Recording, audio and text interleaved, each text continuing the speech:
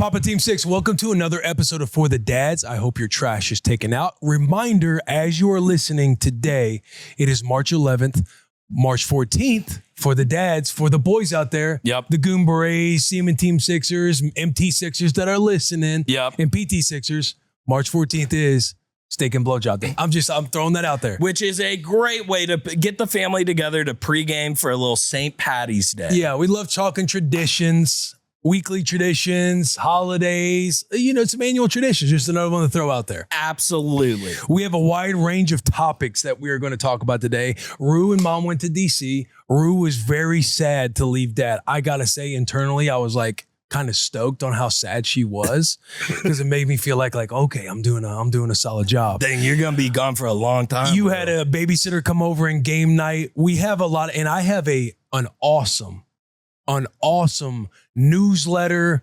thing that I came across on X that I'm going to read at the end of the episode from Derek Thompson. It's 3 reasons to be a parent. And the short little write-up, the short little newsletter was phenomenal. We're going to hit that at the very end.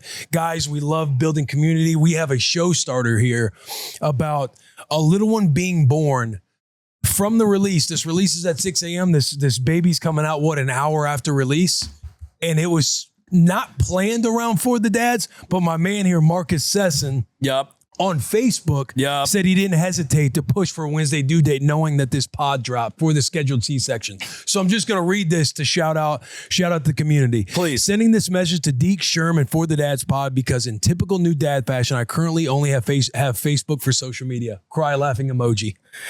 Boys, been watching For the Dads since day one, so it just happened that my wife and I had just completed BUDS training prior to the podcast launching. If there's new listeners out there, BUDS training is breeding until dad status. It's been a wild 38 weeks for us, which included a kidney stone, some fibroid complications. Did I say that right? Fibroid? Fibroid? Yeah, fibroid complications and multiple trips to the ER. My wife has been an absolute stud throughout the whole process, and God has kept our daughter safe, healthy, and growing.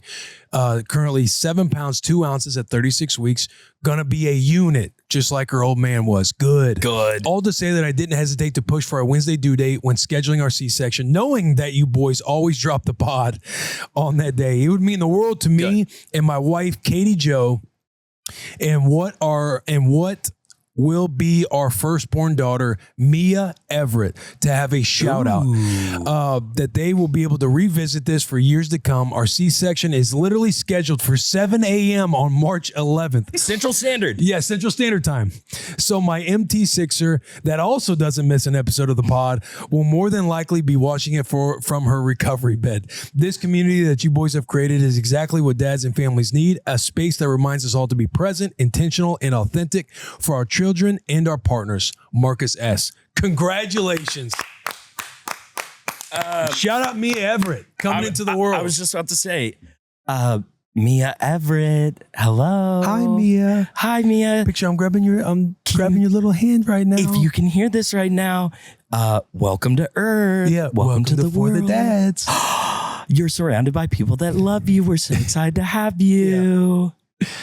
Good stuff, man. Good stuff. That's awesome by Marcus. Congratulations to you guys. That's just a glimpse. The way he summed that up with the community and being present, intentional, and authentic for our children and our partners is exactly what this show is about. It is. All while massively failing along the way. I think we can all say that Papa Team 6, all of us collectively, the community that watches this, we are in alliance that this is also a lot about failing and learning from our failures and just wanting to be the best, even though there's no barometer on what being a great parent is. You intuitively know how well I feel like you're doing most of the time. Yes. Because I have one here. And again, we read comments on this show, whether on social media at For the Dads Pod, Spotify, YouTube comments, anywhere else, email. If you want to reach out to us and be featured on the show, writing in, leaving comments, that's obviously the best way to do it. If you want to be a true PT6er and call in to our little hotline where you can vent, you can talk about a win, a loss, a dad hack, put dads on game that we hit later in the episode. Yeah. Our hotline number is 601-THE-DADS. 601-THE-DADS. You call in, you leave a voicemail. If you get featured on the show, we send you free merchandise. We send you a little dad care package, Papa Team 6 care package. Come on. If you want to write a longer version, whether it's asking us a question or telling us a story, anything. If you've listened to this episode, you already know what I'm talking about. But if you're new and you don't want your voice to be on a hotline, or you are international and can't call call to a hotline on American soil. Yeah. That number is, or that email is 601thedads@gmail.com. You can write in an email. We read emails, we read comments, we listen to hotline. Yep. We talk about our dad life, things that we're doing, things that we're going through, learning as a parent, learning as a spouse, growing pains, everything. We break all that down. We have a lot of fun. We think of it as dads just sitting around the garage, having some cold ones, having some cold Ollie Pop. And maybe making an off-color joke. So what? Yeah, we joke. I said a joke about Iran last week. Thank God there was no pushback. So what? Yeah, sue us. We told the guy to drive safe, wear a seatbelt. Yeah. But all to recall, any dads that kind of forgot a little bit about last week's episode, we have some dad brain every now and then. We do. I had some fun little comments, or we have some fun little comments to read here. But just to talk about a couple PT6ers that tuned in last week. Noonan Podcast. This is a comment on YouTube from Noonan Podcast. As a PT6er who's a single dad, I needed the conversation on no last week. I struggle with my son when I tell him no and he gets upset. I need to do a better job of controlling my emotions, my own emotions during these tantrums, so that hopefully that sets a better example for my son to hopefully learn from them. That's solid, dude. That is solid. And who was that again? This is from Noonan Podcast. Oh, it was another podcast. I'm apparently at Noonan Podcast 7201. Dude, I love 3 days ago on our YouTube channel. Hey, shout out, no free shout out. That's the game most of the time, is like, we would always love to go in perfectly. Yes. With like crystal ball. We do a little bit of breath work before we walk into the house. Or we do a little bit of breath work before this tantrum comes. So we're a thermostat. But a lot of times, you can go sideways whenever it gets bad, or it gets a little too long for your liking. You're kind of sitting there with them in their emotion, and you're kind of being stoic about everything. And then eventually it gets a little too long and you pop your lid as well. That's never a good thing. You use all your skills. You throw the toolbox at them with trying to help them and be with them and everything else. But a lot of times as a dad, you walk away from a situation, I know I do, where I'm sitting there thinking about how I could have handled something differently.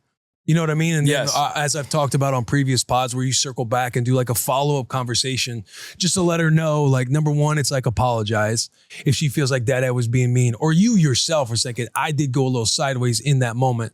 And then explaining the reasons why. Here's how we can collectively, make progress, like going forward. Yes. You know what I mean? You're having like everyone's learning. Like a performance review with them. Yes, everyone's learning in that situation. The stadium pulse of a tantrum, I'm being introduced to it with Scarlett's cries and screams are getting very loud. And I'm already like, man, this is going to be scary when she knows how to formulate her thoughts into sentences with that volume and pitch. I'm going to be in the chamber. I got to be ready to go. Their little brains develop. Yeah. Spoiler alert. Their brains develop. Spoilers for new parents. It's like they're like thinking about everything. They don't have control over all of their thoughts and emotions, obviously. Yeah. They don't know how to articulate them, and it projects out as like tantrums. Yes. If you can't adapt, distract, and overcome, if you can't distract them, that's usually the best thing, is removing them from a situation, like going outside, looking at the birds, looking at the trees, getting the crying to kind of stop, and then just kind of having a little conversation with them. Like, do you want to go back inside? Do you want to do this? Depending on what age that they're at. Yeah. That's always usually been the best. And that was distract. What else? Adapt, distract, overcome. Tantrum happens. You have to adapt. Your perfect little child isn't being perfect in front of people in public, to where you might be in your own head of like, man, what are people thinking? Obviously, you want to block out that noise. Yeah. But you are now seeing a situation where you have to adapt. You have to adapt to your toddler. You have to adapt to your little one. You have to distract them. Distracting is the best toolbox that you can use. Staying calm, staying poised, staying in the pocket. Yeah. Let's go through our progression here. Yes. Let's adapt. Hey, there's an exit. Let's remove them from the situation. Let's just go talk to them, get them calmed down. Like I said, looking at birds, looking at trees, feeling the air. Oh, do you feel the wind? Whatever it is. There's a car. Oh my gosh, look at that over there. Distract them, then you overcome the situation. Overcome the situation. If you have an older one, Rue being almost 4 makes me sadder every day. That's a big number. That Rue's about to be 4. That's a big number. Yeah. But Rue is one, adapt, Distraction doesn't work as much because they have more of a grip of what their emotions and what their feelings are, to where they're doing their best to articulate. Or Rue's a big solver. She wants things solved. She's very independent. She wants them solved immediately. So if something goes sideways and she wants it a particular way, she can get off the tracks a little bit. So the distraction with her is almost like removing her from the situation, getting down on her level, having a conversation with her and talking through, this is why it's okay to ask for help. This is why it's completely fine to fail at things or not. Like, that is tough. That is very frustrating. I know you want to get it right the first time. Then I'll bring up examples of her riding her bike or getting on the scooter or swimming, things that she's gotten better at, to where there was needed progress to take place before you could just jump in the pool. Yeah. To where you're kind of leveling with them like, hey, that is going to be hard. I know that didn't go the way you wanted it to. But when we go back in here, we're all good now. I'm sure, you start labeling their emotions. They're probably embarrassed that they were crying in front of everybody. Yeah. But you bring them back into the fold. And that is how you overcome a small little example of a situation. Someone that also needed to adapt, distract, and overcome in a huge way from our last episode is Trenton Kleins. Yeah? He's the 137 missed calls guy. Remember that one? Yeah. I was the 137 missed calls guy, voicemail on the pod today, and wanted to give an update. So this is live. Not only was I 3 hours away, but my wife was also coaching a volleyball tournament in Tulsa, about 2.5 hours from home. She's an absolute sicko. That's it. I forget how many weeks pregnant she is, but like, she was literally about to pop. She is a sicko. She drove herself home at around 11 p.m. Of course she did. Yeah. MT6 are just what you said it. What a sicko. She thought her water broke, so she was like, oh, I'll drive home really quick, make sure if it did or not. Then finally got a hold of him at 4 a.m. when the water actually broke. They both made it to the hospital. Luckily, they already knew that they had to do a C-section because the baby girl was breech. So they planned it as soon as they got on a call with the doctor and showed up. Everything was good to go. Baby and mom are doing great. And we got to come home on Tuesday. Thank you all. Love you guys. That's Trenton Kleins. Thank you, Trenton, for the update. 2.5 hours away for a volleyball tournament. That is sicko. Yeah. And Oklahoma does have some good geese hunting, so that makes sense. That is, that's a mentality of, I'm not adapting to the world will adapt to me. Yes, sir. Yeah. Yeah. Like I'm carrying on. Oh, we got a volleyball tournament. I'm close to popping. Like, good. That's it. As you love to say, that's a thermostat. Yeah. That's a thermostat. Oh, water broke. Let's see if I make it back 2.5 hours home for a drive. Like, good. I dare you. Let's play this little game I like to call, is the baby coming or not? Low stakes. I also have from Joe Thomas. You boys have been putting out the best sods yet these past few weeks. Appreciate the heads up for March 14th, which you so graciously brought up. Few days from now. If you're listening right now, a few days from now. How many days away are we? So it will be 3 days. 3 days. Listeners are hearing this. That does involve. Let me just check the calendar. March 14th and Saturday. Oh, great day of the week. That's for March 14th. Great day for some grilling of steaks. Yeah. Whether you like to do a reverse sear, maybe you like to do, chef, I know you love doing some steaks in the oven sometimes. Keep the juices in as long as possible. Yeah. On the steak. Yeah. That's what I was thinking too. Yeah, on the steak. And then juices ain't. Obviously, we know what comes after the steak, and I believe the steak is prepared by wifey as well. You do not have to practice that. If you want to practice that, the PT6 butter up grill the steak. Butter it up. Butter it up. Do it. Do it Chicago style. Yeah. Get some grilled onions on there. What's the one where they put the oyster on top of it? What's that called? Of the steak. Hey, sometimes just a crab cake on there. Yeah, a little surf and turf. Yeah. Hey. Surf and turf. That's a nice Or maybe you steak. like Pittsburgh. Is it Pittsburgh style? Is it?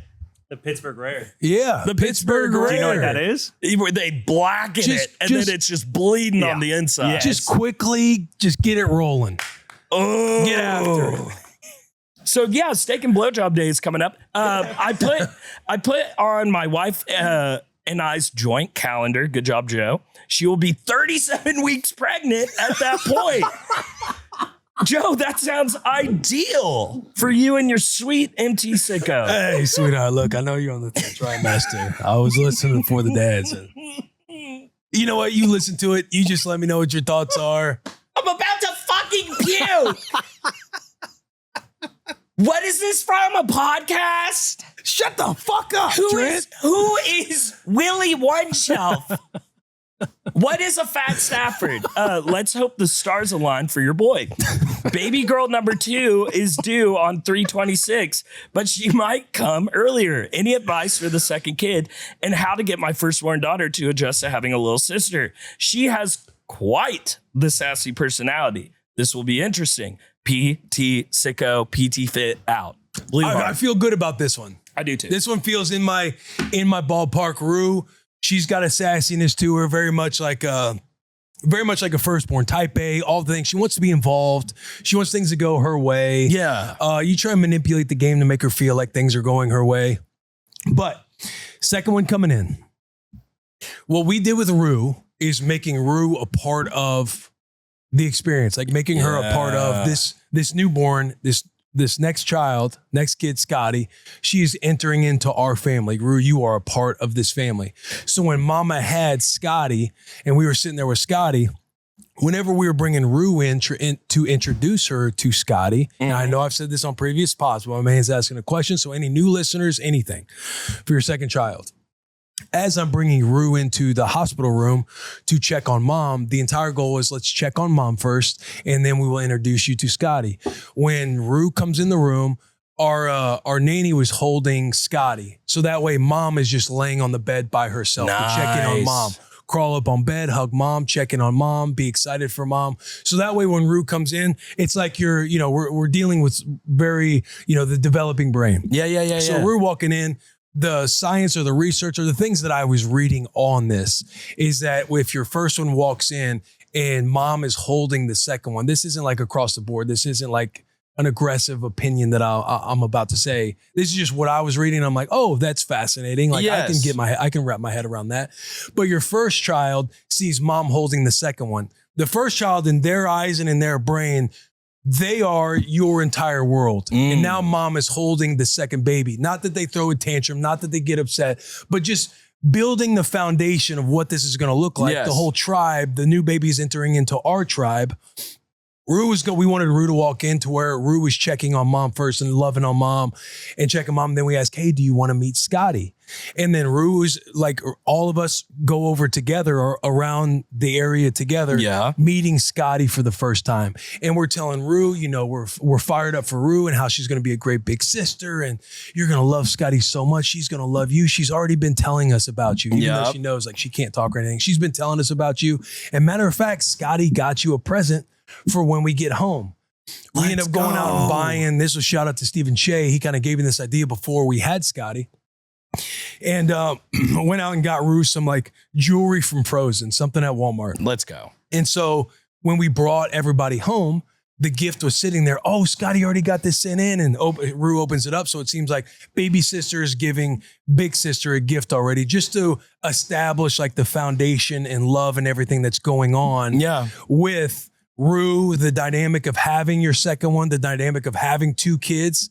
And a lot of times, like a lot of our language when we had the newborn wouldn't be, Rue, I'll play with you, or I'll get your toy, or I'll get your milk, or I'll do this thing for your first child. Hey, I will do that for you when I get done with Scotty.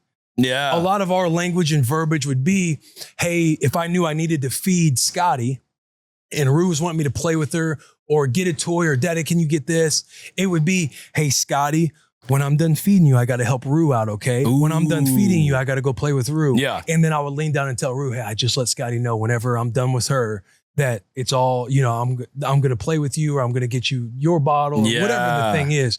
But we would change a lot of our language so it's not like we're diminishing Rue wanting our attention and we're like, we can't right now. I have to feed Scotty. And they just, in their brain, they're seeing you, they're witnessing like, damn, like I was the kid, or I'm the one that you guys always mess with. And now this new kid comes in and you're with her all the time. Yeah. Or you're telling me no because, you know, I'm getting punched down because you're holding Scotty or because you have to do things for Scotty. A lot of our language would be talking to Scotty because they don't know what's going on. No. And you're just telling them, whenever I get done doing this with you, I'm going to go attend Rue. Yeah. I'm going to go tend to Rue. Talking loud enough so Rue can hear. And yes, exactly. Yeah, so yeah. Rue is witnessing the dynamic going on. So those were like little things that we did when introducing Scotty, our second one, into our world as a family. When we're thinking about the same things you are, which is how do we balance the dynamic, or how's the first one going to feel? Those were a few tools that we leaned on to kind of help us introduce Scotty into our family. And they're phenomenal together. Like Scotty kind of bullies Rue, but Scotty, we'll jump into it, but dude, Scotty is so funny, dude, with the way she plays. Yeah. We had a little play date. I'm sure we'll talk about it later in the sode, but her dangling stuff in front of you and then pulling it away from you was She's electric. It was like watching Will Compton play with Will Compton. It was honestly incredible. She's fun to be around. But those are things I look back on and I'm like, I'm really glad I learned those things, and I'm really glad we incorporate them, because it obviously challenges us, because again, you're kind of making a lot of reactive decisions where they're pulling at you. People are needing different attention. You can kind of get in your own head and then you just react. I'll get that in a second. I got to finish with your sister. Yeah. Whereas like, I'm like, okay, I'm coming across these things. I'm like, oh, that does make sense to me. Yeah. Like, let's try these. And then Charles and I are talking about them collectively. We're both kind of leaning on each other. Hey, I found this. You found this. I love that idea. You're kind of feeling like a team, building out how you're going to, you know, grow this foundation for Rue and Scotty. Yes. So you're also on the same page with your wife. You're doing learning things with your wife. And I'm doing sure lessons with your wife. I'm sure that exact same format with Rue for the introduction of Scotty will be the same way of like during big events of Rue's first time trying out for a sports team, and Scotty's old enough to like know what's going on, and bringing Scotty along of like, we got to cheer on Big Sister, and this is about Big Sister. It kind of like creates that whole dynamic of we. Yeah. And then down the road when Scotty's going through her first things and Rue's wanting to go to the playground, or I don't want to do this. Yeah. And you're having those moments of telling her, hey, Scotty comes to all your stuff. Like, oh, this is how we go about. This is Scotty's very first time. And how did you feel when it was your first time? And mom and dad were all excited for you. You felt good, right? You are now part of this with helping Scotty. Like, she's very excited. You've gotten to do your first time, or you gotten to do your ballet class. And we love doing it with you. Yes. And that probably made you feel really good and really comfortable. And now we want Scotty to feel all the same things, all the same excitement. How do you think she would feel if her big sister had a smile on her face, watching her, helping her, not too much, don't get out there on the dance floor with her, instructing her. Yeah. But helping her and just being happy for her, it'd make her feel really good. And dude, I hate to jump ahead, but I think you're going to have no trouble at all having Scotty be willing to help. Will you please tell the sickos about when we asked Scotty to help teach Scarlett how to crawl and what commence? Because that was one of the best moments I've ever seen in my life. So on Sunday, we had a little play date with Scotty and Scarlett. Very quick play date between naps. 8 months. Scarlett's 8 months. Scarlett's 8 months. Scotty's 15 months or 16 months. Scotty's actually, shout out Scotty. She's 16 months today. She's 16 months March 10th. Come on. So yesterday she was 16 months. But we're upstairs, we're in the playroom, and they're both sitting across with each other, you know, kind of playing with toys together. Scotty grabbing stuff or like trying to pull them. We're like, hey, we share. Can you give that to ScarScar? And she'd hand it over and give it to ScarScar. We're doing the whole thing where you're trying to do the whole sharing thing. Scarlett is just fascinated with Scotty. She's fascinated to be there. Obsessed with Scotty. And Sherm was telling me that they're trying to work on crawling with her. Yeah. And like doing tummy time and doing all these things to where it's like getting her up to her base, like using her arms and using her hands and getting her up to her hands and knees. Yeah. And so we were like, Scotty, will you show Scarlett how to crawl? And I kind of put Scotty on the ground. Scotty like crawls a couple steps and then like stops, you know, and then does the whole stand up. Literally the loudest grunt of all time. And so Sherm takes Scarlett and lays Scarlett on her stomach, and we're trying to help her crawl. Like, come on, you gotta get your hips up, or try to push her legs to where her knees get upright. And Scotty walks over there. She's fascinated by Scarlett too. She walks over there and she just starts grabbing Scarlett by the back of the onesie, trying to lift her up, and then heaving, dude, like full on both hands and trying to just like around the waist, like grabbing the back of her onesie and like lifting it up to where the clothes are stretching. And then we're laughing like, hey, Scotty, like give Scarlett some space. Like we gotta give her some space. And then Scotty would like walk back over and get to where her hand is around like her shoulder and around like the side of her stomach, and she's trying to like pick and lift her up. And bro, we explicitly asked Scotty before this. We said, Scotty, Scarlett's trying to learn how to crawl. Do you think you can show her how to crawl? So she totally received that message as a 16-month-old from you, crawls over to Scarlett, and she said Scarlett's not crawling, so she's like, don't worry, I got this. Gets up and just is like, she's not getting her hips up. It was like watching Will try and teach somebody how to attack the A-gap. She's like, get the hips off the ground. What are we doing? It was like watching Dane Gable's had enough in his wrestling room, and he's going and helping position all the wrestlers on the mat. Yeah. Scotty just waddles on over, and she's trying to take full control of the situation. Grunting, trying to like lift her up all around like the hip area and everything else. Like she's not getting too much where she like grabs her face or anything. That's what I'm sitting there being nervous about. I'm like, hey, Scotty, back up. He it's was okay. being very, which I, as a parent, I'm like, bro, I got no problem. Like Scotty even kind of fell on Scarlett at one point, and Will was like, oh, I'm like, dude. Like, every parent knows the dynamic, whether you're with a great friend or whether you're around like a stranger. There's something going on that's happening in my brain to where we all know we do things differently, even though we're all kind of aligned on same things we want to happen with our kids. And when my kids like standing over yours or grabbing, or in my brain seeming invasive, or getting to where she could like fall over her or like fall on her head, I'm thinking of worst case scenarios and thinking like, I don't want to just let this go and let this happen because I don't know how you're feeling in the moment. I don't know how anything's going on. So you're just trying to think, your instinct is control your kid a little bit because we're trying to have like some manners. Oh, of course. And you have no control over what your little ones are thinking. Of course. You're sitting there and you're both parents and you're standing there watching your little ones play or go at it. And both parents are kind of standing there like, where are any boundaries? This one seems a little bit more aggressive than mine. Like that parent's probably thinking, I wonder if this is okay. You're sitting there thinking, I don't mind this at all. But I'm like, well, and, does he mind this? I don't want him to mind this. What he's seeing is, as an 8-month-old, Scarlett is a perpetual doe in headlights. Like all she can do is sit up straight and smile. That's it right there, Will, was Vince Vaughn in Wedding Crashers talking about the dates. Is she happy? Am I at the date? Am I talking too much? Is she not talking enough? Yes. It's like the dad version of that. That is like the vibe. It's like you're sitting there. Do they think this is okay? I think this is okay, but I won't let it be okay if I feel like you don't think this is okay. But if you think it's okay and I think it's okay, and we just think if the worst case scenario happens and we're all okay with that together, we can allow that to happen. But if we don't want the worst case scenario that I'm thinking in my head to happen, then I can intervene and pull them off. But if you say to me, hey, I'm totally cool with this, I'm thinking, oh, I'm cool with this too. I just didn't know, you know what? Let them wrestle. Yeah. And I was the girl on the date that looked at nervous guy and just said, hey, it's all good. It's all good. No matter what happens. Sure, they keep saying like, hey, it's all good. I was like, I know you're concerned and I appreciate that. I just know Scotty goes about her business with a reckless abandon. You know what I mean? Like we're talking about Scottzilla. We're talking about Scottzilla. Pinewood Social. She owned, we were at, I forgot about that. We had a dinner on Saturday night with the boys. And for the first portion of dinner, like I'm getting Scotty her snacks. I'm like, don't tell your mother I'm feeding you all these snacks. And, you wouldn't even know when Scotty's really sitting there with us. We're chopping up, keeping up. Scotty's just like on her best behavior, just having a great time. She's smiling. Guys are engaging with her every now and then. But then the back half, when she's kind of getting a little restless or she's done eating, she won't eat her chicken. I'm like, sweetheart, you got to stop eating fries and you got to eat your chicken. And we kind of let her, I pick her up.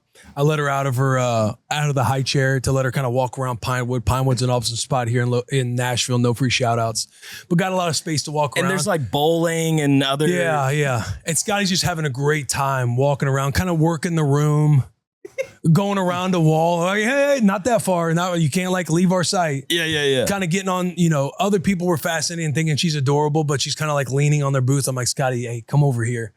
But she's just having a great time. Ryan's messing with her. All the boys are messing with her. Yeah. She was a lot of fun. The best part too of the saga of Scotty training Scarlett to crawl was Will then coming in and pulling Scotty off of Scarlett fully and being like, hey, too much, Scotty, too much, but appreciate you. And Scotty didn't break down into full tears, but she was letting you know, dude, you explicitly asked me to teach her how to crawl. Yeah. She wasn't getting her butt in there, and now you're pulling me off of her? Yeah. It doesn't make sense to me that she can't crawl. Like, can't all of us crawl? And you said, like, we got to get her going. Hey, Scotty, teach her how to crawl. And what am I doing? Teaching her. And then now you're pulling me off of her. Yeah. Like, she literally was like, She didn't like it. She didn't like it. Great dad hack for over the weekend. I was solo with Scotty. Mom and Rue were in DC for the weekend doing bar 3 stuff. Yeah. Sightseeing, doing a lot of things on mom's end with bar 3. And so a great dad hack is having the boys. I got a couple, obviously play dates, things that burn time. I take Scotty to the coffee shop, burn some time there, take her to the playground, burn some time there. We did a play date that helps burn time before nap time. But also the boys, I conned 3 of the boys from the shop to essentially help me watch her eat. Yeah. Because I wanted to get her out of the house. Let's go get some dinner. Was it just going to be me and Scotty? I'd be totally fine if it's just me and Scotty. But I'm like, how can I also cross off a social aspect of my life? Like I haven't eaten at all or anything yet, like one-on-one with Derek or gotten to know him outside of the shop. Yes. I was hopeful you were going to be one of the guys to respond. But I reach out to all the guys who are that work with Bussin'. I reach out to all the boys that I knew were in town. Full chat. Yeah, hey, meal on your boy. Who wants to come? Oh, really? We'll set it up. It's going to be an early dinner because it's basically going to be with me and Scotty. But anybody interested? If you guys hit up, made a smaller group chat, and basically told them I just conned you guys and essentially helping me watch Scotty while we eat dinner. But great dad hack out there. Yeah, that is a good dad hack. Hit off some friend stuff, hit off some work stuff, hit off some Scotty stuff. Yes, dude. Get Scotty around people. I went and got Potbelly with BC4, my guy here. Yeah. With Scarlett. That was actually on Valentine's Day. That was our Valentine's Day date, a little daddy-daughter date. And but dude, so easy and fun to just rip with a friend. Yeah. Like any parent that's sitting there that's like, I'm never gonna see my friends again. Au contraire. It's very simple to go just grab a bite. They grab a Olipop, grab a drink. Like I'm a believer in that. I don't see anything weird in that. You didn't even need to. It was funny because like you texted the smaller group and said, haha, I've conned you into watching my daughter eat with me. And I think all 3 of us were like, we kind of knew that. Like we kind of assumed there was something else here, but like, we want to go with you. It was just so funny because he was like, I got all of you guys. And we're like, all right. Hey, we were totally cool with it in the beginning. We kind of knew what we were signing up for. You said free meal though, right? Yeah. Like you were getting the check, right? Yeah. Oh my God. I was in Knoxville when I was texting back and I was with Alex and I was like, damn, Will's having everyone out to eat and I'm going to miss it. And Alex was like, oh, it's great. I go, oh, he just said that he conned everybody into watching Scotty. And she goes, that sounds even better. Like that doesn't sound like a drawback at all. And I was like, yeah. It was a lot of fun, man. Like it fired me up coming in the next day and some of the boys were talking about how fun Scotty was and everything else. Because again, like as a parent and you just think in terms, you don't want to be, I don't know, you don't want to annoy people with your kid. And I know that's a fake assumption. That's a fake fear that we all make up. But you're sitting there, it's like, number one, it'd be fun to go out and socialize, but you don't want to sit there and annoy people with all the things you got to do with being a parent. And I sound, now that I'm saying it out loud, I sound ridiculous. I sound ridiculous saying that. Yeah, I sound ridiculous saying that. Unless you're like that type of guy that's like, hey, or gal of like, I really hate babies. I really hate small children. Why in the world is my friend asking me to hang out with them? I don't see who would not be like down and cool to hang. That I wouldn't already know going into asking the question. Because I know that they don't really care to be around, or they don't, for whatever reason, they want to draw a line and be like, I don't want to be around. Hey, no kids. Yeah, no kids, man. Which there are those no kids situations, obviously. Yeah. Like, hey, we're doing this big golf trip. We're doing this big hunting trip. Sure, and then you roll up with, Scarlett on your chest. They're like, what in the world?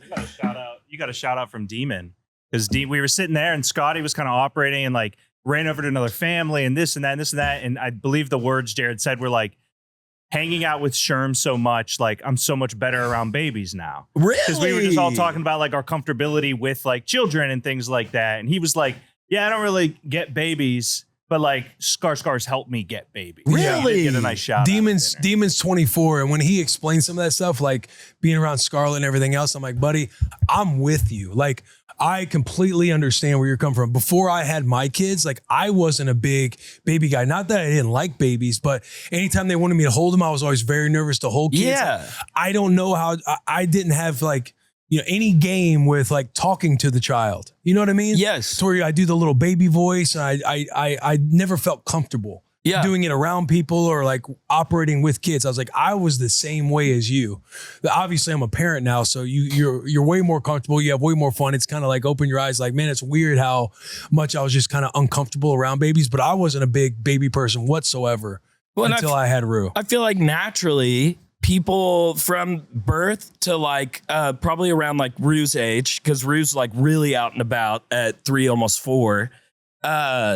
Like they just kind of only do stuff with the family, or they're only doing stuff at the house. So like you don't really just run into a bunch of newborn babies all that often. True. And if I think back to me growing up, like my dad was an only child. We lived in St. Francis County, where my dad's parents, my grandma and grandpa that I was talking about a couple episodes ago, those are my dad's parents. So we grew up around. My dad was an only child, so there was no uncles. Like my mom, she lived away. Her family's kind of scattered across the country. Yeah. But I didn't grow up around, you know, aunts and uncles, or where there's new kids coming into the fold. Like Wyatt is 6 years younger than me. So by the time Wyatt was born. Is he the next oldest? No, Cody's a year below me. So there's two of us. Okay. And we were a grade apart. And then Wyatt was the youngest, who's 6 years younger than me. So, you know, we were never around babies or kids. Like one of my best friends, Logan, there were like 12 of them. So he was always very good with babies, a couple different marriages. And ultimately there's a full 12 of them. Some are step siblings. So he was just always comfortable because he's around the house and operating with a newborn or whatever it is, to where he was always comfortable. But I just didn't grow up around where there's kids everywhere and I just knew what to do all the time. Yeah. Dude, Does that make sense? Yes. And thank you for sharing that. That's actually really cool to hear from Demon, an ST sicko. Yeah, he still thinks raising a dog is the same as the kids. He does. There are those people, again. And there are those parallels. I'll give him that. Yeah, there are some parallels. My parents got a Conan, named after Conan the Barbarian, a Rottweiler, who they trained and did all this stuff. They spent a year with Conan before they were doing that to trial before they had me, before they had their first kid. Right on. So some people do think in a way like responsibility of a dog, because there are a lot of responsibilities with the dog. Then when you become a parent, you almost laugh at the dog people, but I completely get it. It's like you sit there and trial run a dog. We had Waffle before we had Rue. Yeah. Waffle is, you know, she's pretty low maintenance. She's a bulldog. Yeah. But there are those parallels. I like to those dog people that equate it to having a baby. I will say this: if you are raising actual puppies, like you get that dog when it is a puppy and you're having a housebreak and stuff, I do think it's a good training tool of like throw yourself into some suck. Absolutely. To like if you're get a ready for team that. sixer, do you have a dog, Chef? Pseudo. I'm like a stepdad to my girlfriend's dog. Step dog dad. Yeah. Yeah, your dog stepdad. Yeah, he two stepped cats. up. 2 cats. But if you're a seaman team sixer and you don't have a whole lot of responsibilities going on, to where you might have a job or you might be going to school or whatever it is, absolutely, you want to get into what the world of responsibility. I'm not saying you don't have responsibilities, Of course. but if you're caring for a little puppy, like that is going to break you. It's going to make you think about how you structure your weekends, how you kind of structure your day-to-day, because you do have to map out what a routine looks like, to where it does pull from you in other angles where you're like, fuck, I have this dog. I have to think about my dog. My boys are going out of town. Yeah. Who am I going to get to watch the dog? I got wait- to start thinking about all of these things. Yes, I got to wake up at 3:00 in the morning to clean up this pee and poop puddle. Yeah. Or they pooped in the fucking bed and I'm having to clean that. Yeah. Throw some newspaper on it. Throw some, spray some Febreze. Spray some Febreze. Yeah. We got to just Chef, got off on a tangent there. We got to keep it under an hour. Yeah, we do. Chef, Okay. did you have something? I just wanted, while we were doing the callbacks from last episode, Smith Lentz Pizza, as many of y'all remember, Derek and Will got into it. Right. We got it Friday. I'll pass it to you guys, but that might be the best slice in Nashville. It's going to be hard to argue that one. Smith and Lentz. Yep. Awesome pizza. And by the way, we got in a little tiff. We got in a little dust up last week. The underarching theme there is we are allies. We are allies. I needed Deke to be mobilized more in previous engagements that we've had over the food topic. However, Derek crushed it with Smith and Lentz. Great pizza in Nashville. Loved every slice. Had about 6 of them. He brought it to the shop. How many boxes of pizza? About 8 boxes of pizza. We ended up getting 6 and then a ranch for each one when it was all said and done. Yeah, 6 all taken to prom. And to put out there, people who are ranch people with pizza, 1 ranch per box. We were light on ranch. On ranch. But with this type of pizza, we can get into it. You don't need a whole lot of ranch. But this is my one note. One, when I took my first bite, I completely understood where my boy Deke was coming from in 3 seconds. Yeah. I said, I would die on that hill any day with you now. Like, I went up to him. I said, truly like top 5 all time. We had an artisan place back in Fort Worth that was like some big name pizza chef guy from like one of the big cities, LA, New York. And it was very reminiscent of that, if not better.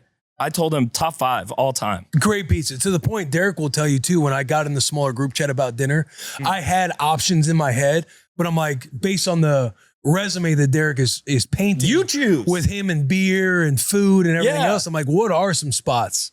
We ended up just obviously landing on Pinewood, but I have nothing but respect for Derek's palate. Derek, blindfold me, spin me around, and then just put something in my mouth. I don't care. That's if you guys are free Saturday.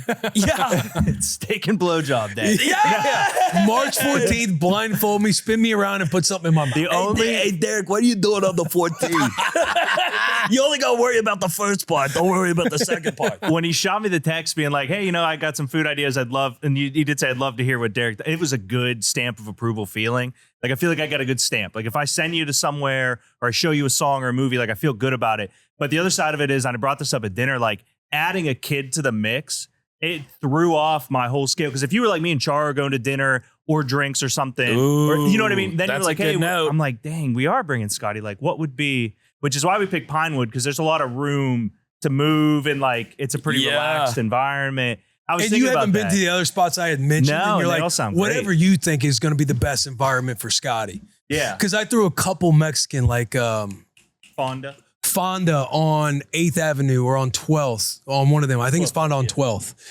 Very like a little more money, but great Mexican food. Okay. Awesome Mexican food. Masaro is another Mexican Love spot. Masaro. Tex-Mex. Masaro. Tex-Mex on 12th. Have you been there? I've been to the one in Fort Worth. Okay. Love Masaro. But that's a good one. I was, I'm like, I wonder if they've been to this spot or if somebody's going to be like, hey, let's go here. Oh, but we ended up landing on Pinewood. But yes, nothing but respect for Derek's food game. Just a little future note for any PT sickos out there that are going to invite me to a meal, but I'm more specifically talking to this group. I went to the corner bar with Jared and his girlfriend. And it was listed as a restaurant. We walked into it. It was very much a bar. And now I might be speaking out of turn for other PT sickos. I felt very comfortable walking in with Scarlett, and we had her little high chair thing. Mm-hmm. And I did get some looks from the people sitting at the bar top going, oh, that dude's walking in here with a baby. What's that going to look like? Yeah. Scarlett was on her best behavior and, didn't cry at all. But I just plopped her right there, and we sat and ate wings, and they had some drinks. I was driving, so I didn't partake, but I felt very comfortable in that situation. It felt normal to me. Yeah. I don't know if other people whatever. So did that thing, because you were bringing up about dog people and babies comparing. I have the same thing that you described when I take, because my dog's a pit bull, to the dog park where he bites at other dogs. And I'm thinking, I'm cool with it. Are they cool with it? The dogs are playing. And there was a quote. I'm going to do another quote. You aren't who you think you are. You aren't who they think you are. You are who you think they think you are. Which is a tongue twister to say, Sherm, you walk in. Say that again clearly. Slow down. True. That is true. You aren't who you think you are. Okay. And you aren't who they think you are. You are who you think they think you are. So when Sherm walks into the bar with a baby, he's not just Sherm, and everyone at the bar probably didn't care. But That's he goes, what I'm saying. he goes, those guys are probably thinking this guy's bringing a baby in. When nobody cares. That guy's probably thinking about ordering his third beer or something. So I get that a lot. Or they look like, oh, cute baby. They're like, I'll take another one. Yeah. That is true. That is a really, really good point. That is a very good point. I am often, you know that about me too. I'm an overthinker. I think a lot of us, people in general, kind of overthink everything. I see what you mean. You're like a people pleaser. You think a lot about everything going on. 100%. I don't have a problem. I'm just here for the food. Yeah. All right. And I love my kids. Sue me. I have a nice little kind of a follow-up comment from last week. Do you have a better one, bigger one? Yeah. This is a sad alert one. This is from following up last week. I have gotten several messages about the message I had with reading the book and my mom and everything else. Okay. But this is from Landon Fritas on Facebook. I just want to give a big shout out to Will for being so vulnerable about how much he misses and still thinks of his mom since she passed.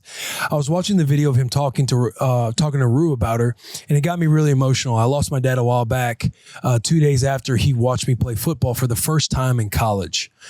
Just like Will misses his mom, I miss my dad every day. It's been 13 years, and I still think about him randomly when I'm sitting in traffic or when I want to talk to him about a cool fishing video I just watched.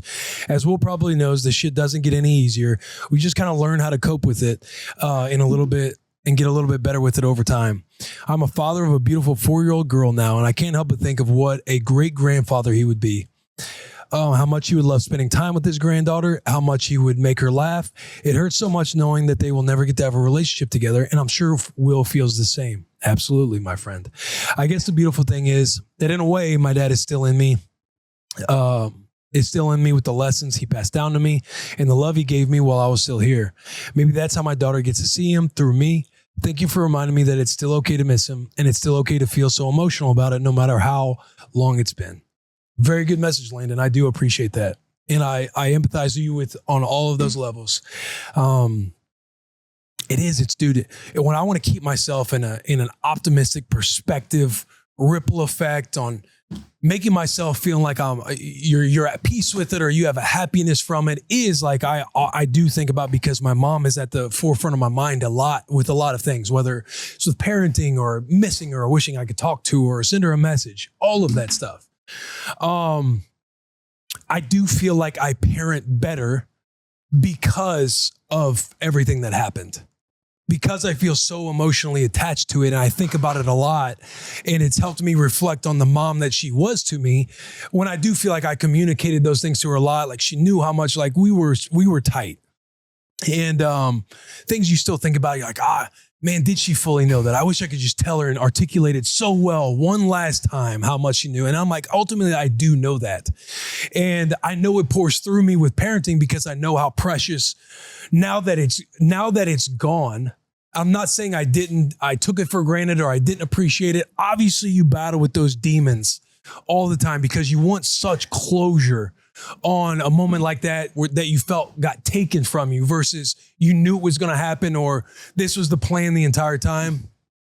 And you kind of package it like I am the dad I am because my mom was such an example, and I'm able to reflect on how much she meant to me because it's gone. It doesn't happen anymore. So I get to think about what she absolutely did for me over time, through all of my years of life, through all of my communications. Now that I'm parenting and trying to be intentional and trying to think of ways to connect with Rue and Scotty and be a dad, I'm like, I know she went through all of these same things, and this is what this meant. And now that I see it from this perspective, these are all the things that she did on why the decision led to this once upon a time in my childhood. Like, I think about all those things to where I know it gives me that North Star, that guiding light in my own parenting that I might not be if she was still here. And I say that, I can probably be saying that because I'm just trying to always wrap my brain around it. A nice silver lining. Yeah, a silver lining with it all. Because I get angry, and I talked about it a podcast in the past. Yeah, I do get angry knowing that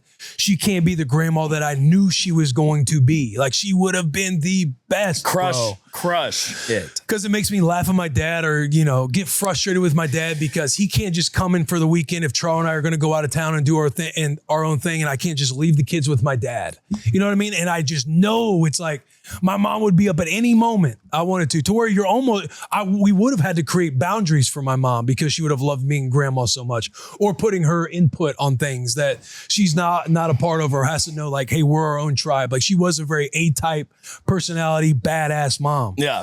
And I do get angry knowing that Rue will never know her through her own relationship with her. She's going to know her through me, through my actions. And when I'm having my moments, I'm trying to, like, until I'm blue in the face, hoping that I can imprint on what grandma would have meant, even though you never met her, you never talked to her.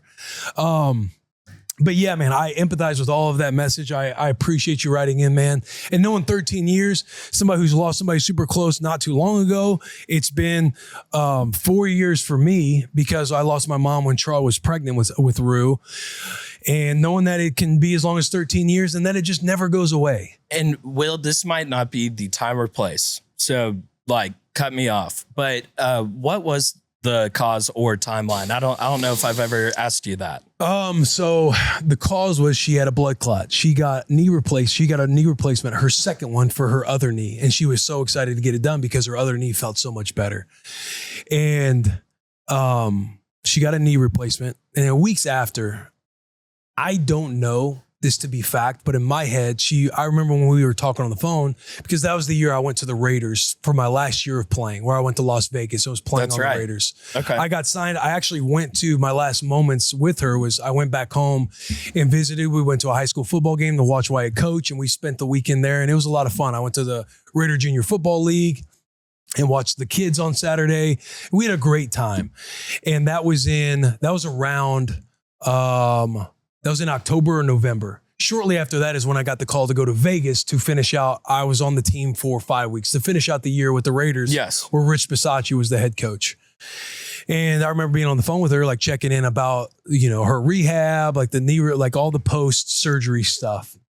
And she was excited and bragging to me. She's not taking it. She's got off her Tylenol because she's very much like a high pain tolerance woman, like a person they want to be a badass. They want to do things faster than, hey, it's going to be a 4-month rehab. She wants to get it done in 2. Like she was like that. Like I'm like that. I was about to say, apple didn't fall far. And when it happened, it was, COVID was taking place and we were about to play the Cleveland Browns. And our game got postponed to a different date. We were flying out. I was in Cleveland. I was in my hotel room because we were about to play the Browns the next day. And I get a call from Wyatt.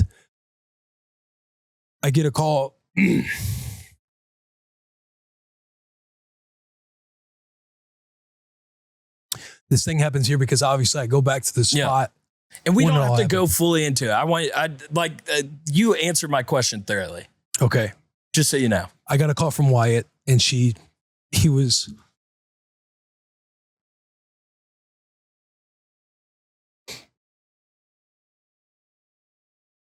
Yeah, let's move on. Yeah.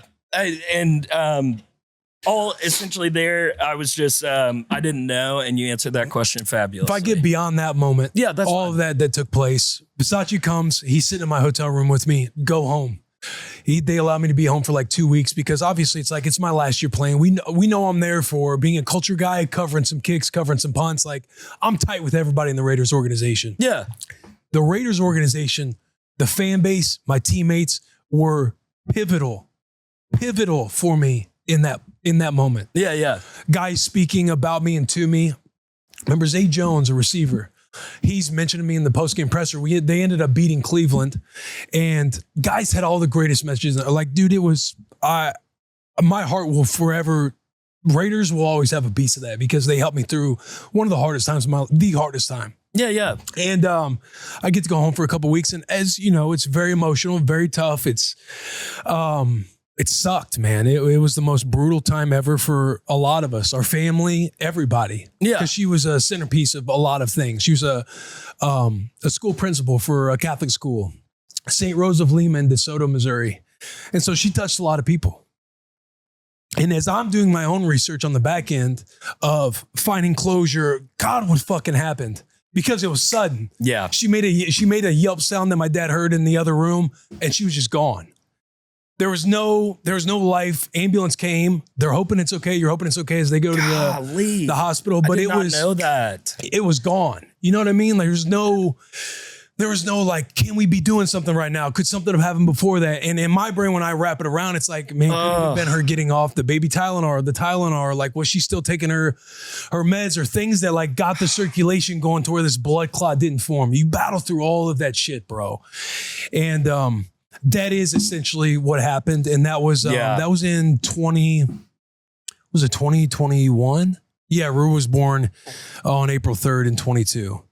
So that happened in December 18th, 2021, right before Christmas. My last message from her, and I still have it. It's, what's your address so I can send you Christmas gifts? You know? That's a good grandma, dude. Dude, she was fucking the best, man. Yeah. God, I get so uncomfortable doing this. You're fine. And I hate the crying all the time. Yeah. I know everybody's okay with it. Yeah. But it's just, man.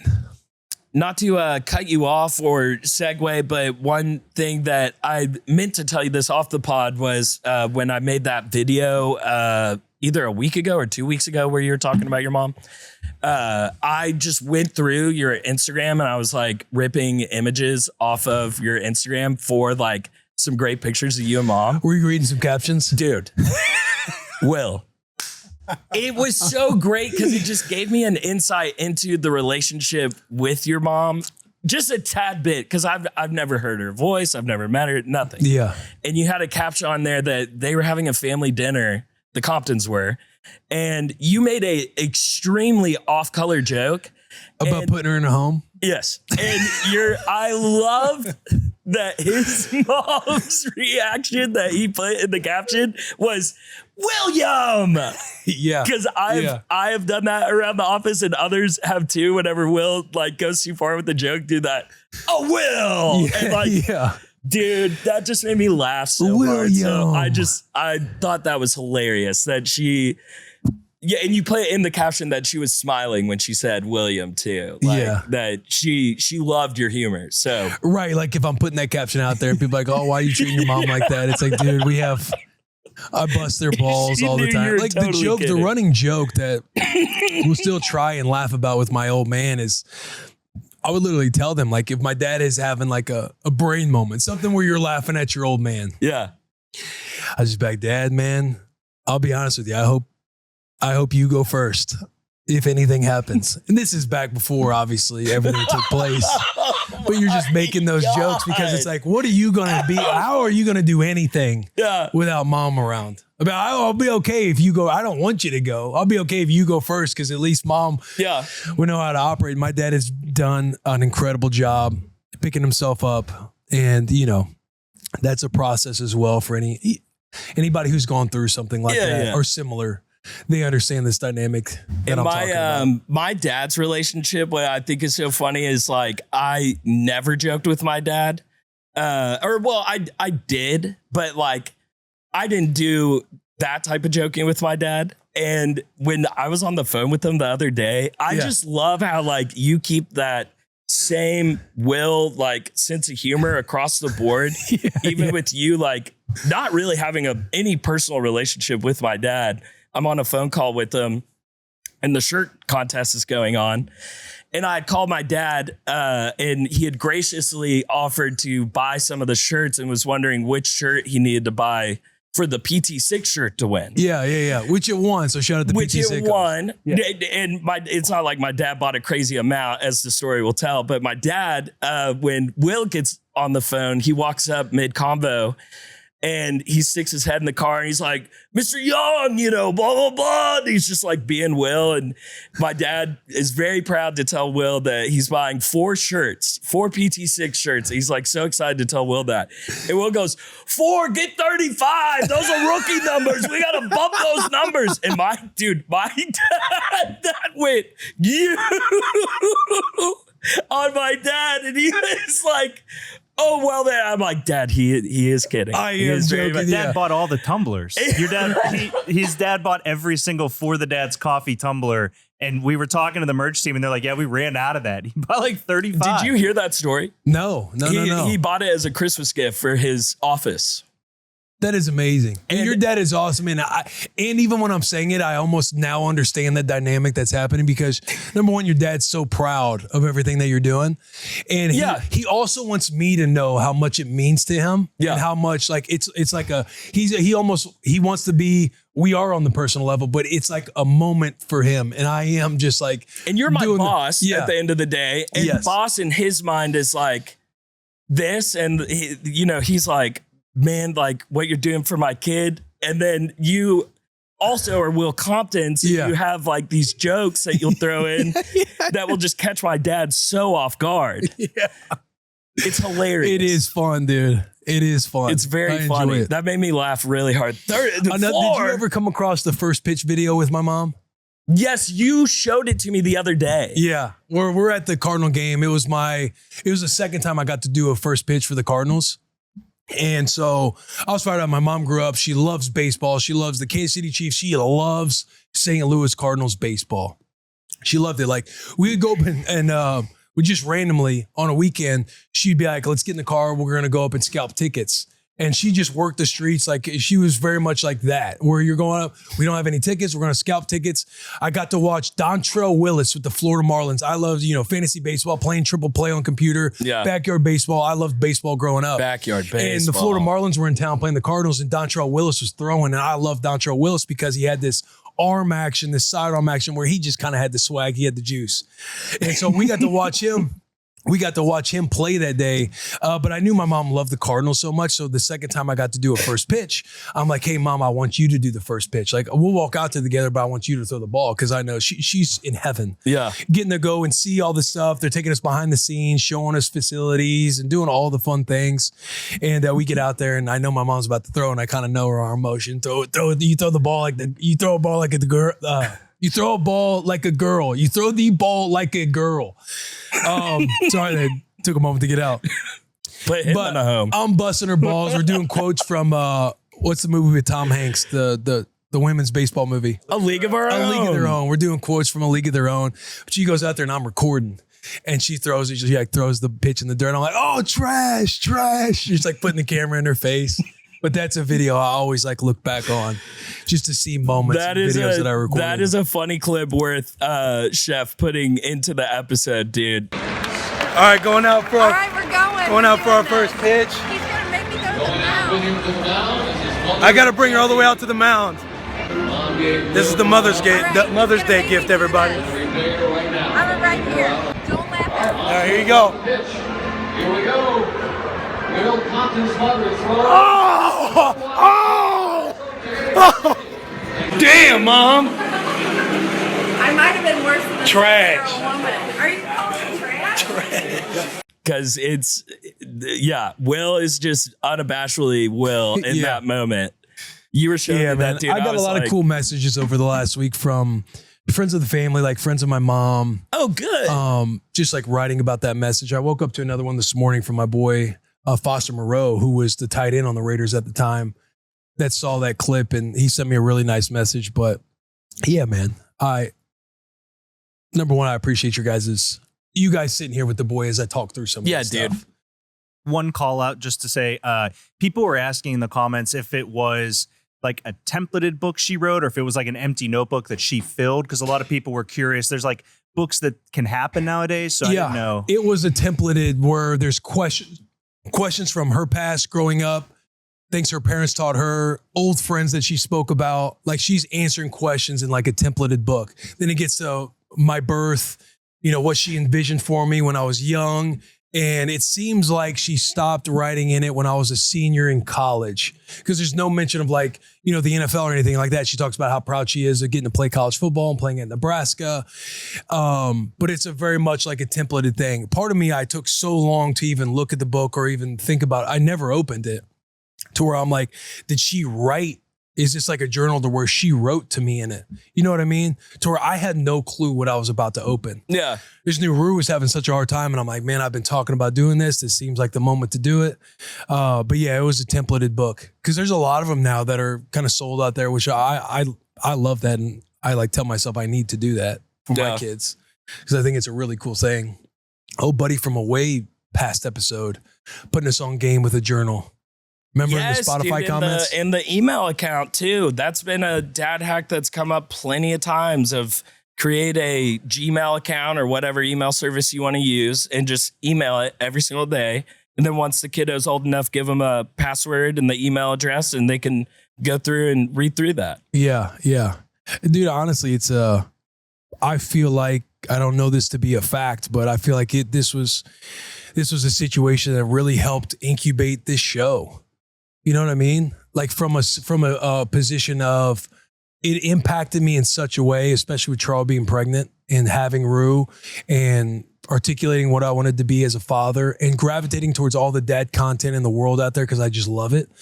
I love getting whatever new ideas are out there. When people write in with questions, and I might not have the answer, but I like see myself in those questions because I would gravitate to a lot of dad content that goes on. Yep. To where being in the podcast game and everything else, it's like, man, this would be really cool. Like essentially you're making a show speaking to your old self that, you know, my mom made such an impact on me that it has impacted me in my own journey as a dad, which having the show has meant the world. Like whenever you guys reach out, whenever you guys do comment about this stuff, as awkward as I feel crying or when my mom stuff comes up in my brain, I'm like, man, does this stuff come up too much? Am I crying too much about this? You people, you don't know how much joy and how much value you guys do bring to me when I see that it does help impact or help somebody that has missed their dad for 13 years. Like it was nice seeing that and understanding that we all go through this shit together. Yeah. And you're kind of one listen or one conversation or one comment or write up away from connecting to something that feels like, yeah, I should see it this way. Or yeah, I am feeling that anger. And you just feel like you're not alone. You know what I mean? Yes. And it's great to be able to smell the flowers from a standpoint of being able to see the community that has been built from this. We talked earlier about the Jared Ladd's Twitter group, the For the Dads Twitter community that he started, and a lot of up to 198 members now, which let's go. That's sick. But in that group, like these dads are just like posting pictures of like them hanging out with their kids. Like it's the most dad coded group ever. Like we got our own Facebook now. Yes, it's like a Facebook for these dads to be like, I took my kid fishing. We went to this pizza spot, like blah, blah, blah. But like just to be like entered into that world of being surrounded by other people that are like, man, family is so important and being a good dad is so important.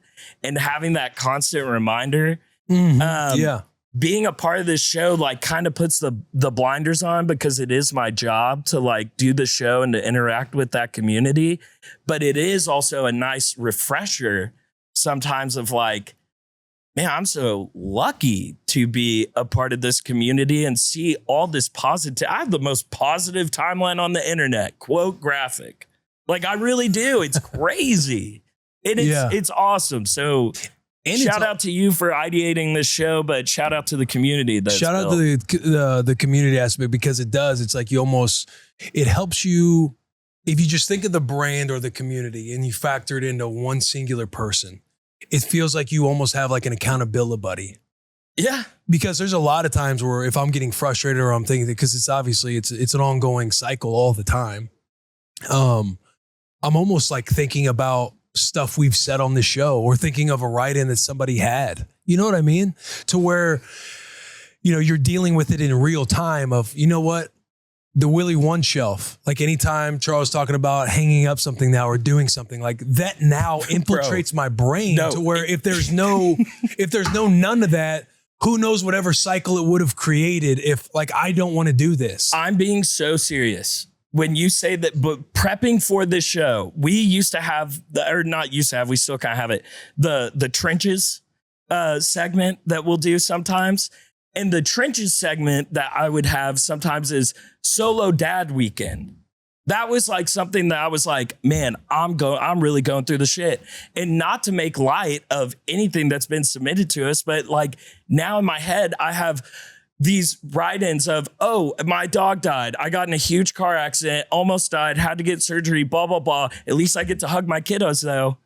And I'm like, man, what am I doing writing down the trenches? I had to have a solo. Oh, woe is me. It was just me and my daughter this weekend. Fuck. Like, it really did shift my perspective so much. I'm like, bro, I'm so freaking lucky. It's unreal. And like, yeah, I could get emotional if I went further, but that's it. I'm very lucky. I need somebody else to cry on this show. Well, I do have some build up there. So I see it. That counts. We did have a write-in if we want to go into some quick dad comments, and then maybe we hit crack a cold one. Yeah, let's do it, my friend. So what is this? What is this preface as? Is this this? I see email. Yes, but it was prefaced as like general comments. Okay. General comments. Okay. So this one is fun because although it is an email, it's quick. Caitlin's husband wrote into the show last week, and I forget his first name. But he casually, Zach, he casually was like, there's this great quote from my old ball coach back in the day, Pete Carroll. And Will and I laughed very hard at that because we're like, oh yeah, his old ball coach. Yeah, you just nonchalantly Pete Carroll. Just little old Pete Carroll. And so man, one of my old mentors of mine, Vince Lombardi. My old fishing. If you don't know who he is, my old fishing buddy Nicholas Saban, a West Virginia guy back in the day. He goes by Nick. Yeah, he goes by Nick. He's got this great quote. He just spoke at the White House.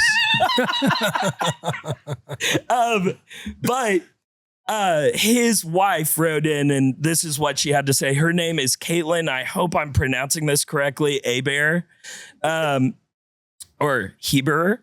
MT6 here, mom of 3, married to the hottest USC offensive lineman to ever set foot in the Coliseum, 2006 to 2010. Did he play in the Rose Bowl game? That means he would have played in the Rose Bowl game. 06, right? That was. Was it 05. Oh. It was. I'll tell you what, he was part of some glory years though, because that's Reggie Bush. He 100% was. Yeah, Zach. Wait, is that Reggie? Yeah. Zach Aber, number 74.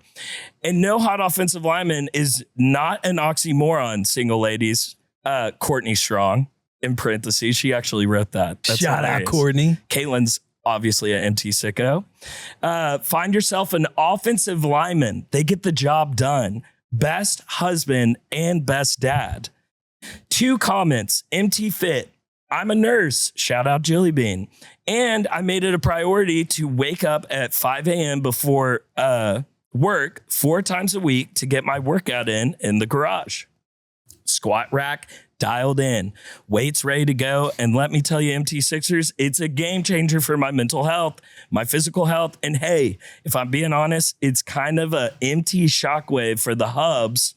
Works both ways. Crying, laughing face. Hashtag put a bow on it. Let's She's go. a sicko. That's a good looking boy and right Zach's there. a hunk. Zach's He is a kind of hunk. hot. I wonder if he has that flow still going on He's with the hot. hair. Did he play with Clay? Had 06 to 10? Yeah, That would have been Clay. Yeah. Yeah. God. We got to ask Clay about Zach. He'll be like, oh, the hottie, number 74. And what's her name? Caitlin. Caitlin. And I'm sitting here listening. It's like the PTFit world. It's not even done. Oh, we're still going. We're still, no, but continue your thought. No, finish it's seeping with all these. I know what you mean. Yeah. Other comment for the girl dads out there. We have 2 girls and got our boy 2 years ago. Our family is complete and so full of love and joy. Watching our girls love their brother is incredible. I'm going to share some advice that someone told us when we decided to roll the dice for one more. Don't make eye contact when you're trying to make that boy. I'm going to read that again. Because this is breaking. Game. This is raw game. This is from breaking. an MT6er. Don't make eye contact when you're trying to make that boy. That's all I got to say. It's evidence-based. This is backed by science, essentially. Love what you guys are doing. Keep it up. MT6 out. Put that in a frame. Put this one in a frame. That's a great one. I'm going to go ahead. That's as good as it gets right there. I'm going to put it on the shelf. Yeah. I literally am. Hey, you want game on how to make a boy? Don't make eye contact. I wonder if that came from her or came from him. Like, think if it came from her and they're about to hit the shockwave and she's looking at him and she's like, don't make eye contact with me. Trust me. And the 14th would be a great date to test that theory out. I mean, well, you get a little bit of we're hitting a different roller coaster ride. We're hitting a different coaster. Yeah, oh, for sure. But who's to say? You know? I don't just go to Six Flags and go, oh, I'm only going to do that one. I'm only going to do the Mr. Freeze. Oh, we're just going to do Mr. Freeze like 5 times, guys. That's the only one. No, we're going to work our way over to the Titan. We're going to do Batman a little bit. And you know we're going to hit Shockwave. But just know when we hit that Batman, don't look me in the eye. Don't fucking look at me. Don't you fucking look at me. You look away right now. Yo, that's hilarious. That's amazing. Shout out Caitlin. Man. Shout out Caitlin. A quick clarification. The national championship, that game was 05-06. So we're all kind of right on that. Okay. For what it's Thank worth. you for the clarity, Chef. Good update from Chef. I got a couple here on Spotify. Jeff, 4 days ago, new listener, dad of 2 beautiful girls, 4 months and 27 months. That's 2, brother. Can't believe I'm just now discovering you guys. Better late than never. Stoked to be a PT6er. Let's go. Jeff, thank you for joining the brand. Thank you for joining this army of PT sickos. Jeff, better late than never. Better Nate than lever, Jeff. We're glad to have you. Yeah. We're glad to have you. Nick Dito on Instagram. Boy's mom is fighting for her life at night with the 3-week-old, but tomorrow morning starts the war, my war at home. The toddler is ready for potty training and mornings are dad's responsibility. Good. We have to start this on the right foot. Tonight, I moved the kid potty in the right position, covered the couches and blankets, and studied the material. I think we're ready. As a U.S. Navy sailor, thank you for your service. Thank you, sir. For 14 years. Now we have sailors around the world kicking ass right now so that I can be on leave to take care of my family. Thank you for their service. So is potty training important? Yes. But will it break me? No. God bless the USA. You piss on the floor? Good. Shit on it. Shit. but yeah, the new comment this week, hashtag shit on it. Yeah. Good. Shit. Dude, keep going. Don't just stop with pee. Make our life hell. This is how we learn. The obstacle is the way. Put a bow on it. Put a blindfold on it. Yeah. If you're trying to have a boy. Yeah. Don't look him in the eye. I do have a quick new dad one. I only have one. I still got another one. Still got another one from William Dusa on Spotify. Ooh, Dusa. Fellas, laying here watching the podcast with my 3-week-old baby girl on my chest, talking about PTFit. There is such an accountability op for PTFit. It's staring us in the face, Sherm. It is. I've already been called out. We can touch on it. In the face. Something we can do is sign up for something. Here we go. Oh. Now we got an idea, man, with William. I signed up for a half marathon in May. Oh, God. Well, so this is a half marathon, so it's a slow burn. Dosa. And it's helped me get out and work out and go on runs. Since I signed up, I've really felt better with my health, and it helps that you have something to work towards. Once that event is over, the routine is set. Thank you. My mind has never gone. Listen, this is a Dan Gable quote. My mind has never gone very far from what I wanted to accomplish. Dan Gable. He threw a Dan Gable quote into. At the end. Can I see that? Yeah, absolutely. Touch it. Well, this one will go somewhere as well. Okay. We'll just start hanging up comments. We're just going to start hanging up comments. That's a new thing. Dude. PTFit it's got to be a reality.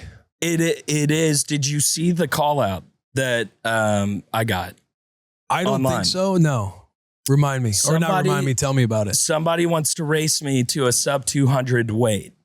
He's at 230 and he's 6 foot. I'm at 225 or 215 and I'm 5'8". So I feel like I 100% have the leg up on him, right? Possibly. Who knows? Possibly. This dude could be a genetic freak. Isn't it it's kind of harder for the lankier guys to drop? Or is it harder for shorter guys to drop weight? It just depends. Depends. But he wants to race me to sub 200 for diapers.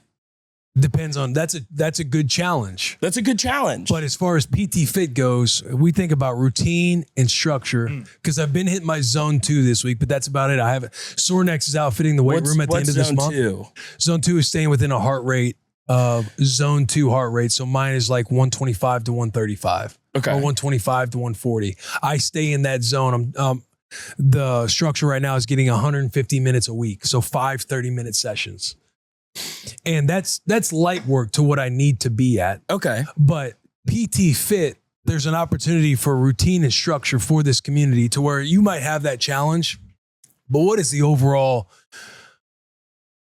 framework that we can give ourselves? Yeah. How will this be implemented into my life? What I think in my head is I think of, Phorm Energy. They're a partner of ours in the Bussin' with the Boys universe. Yes.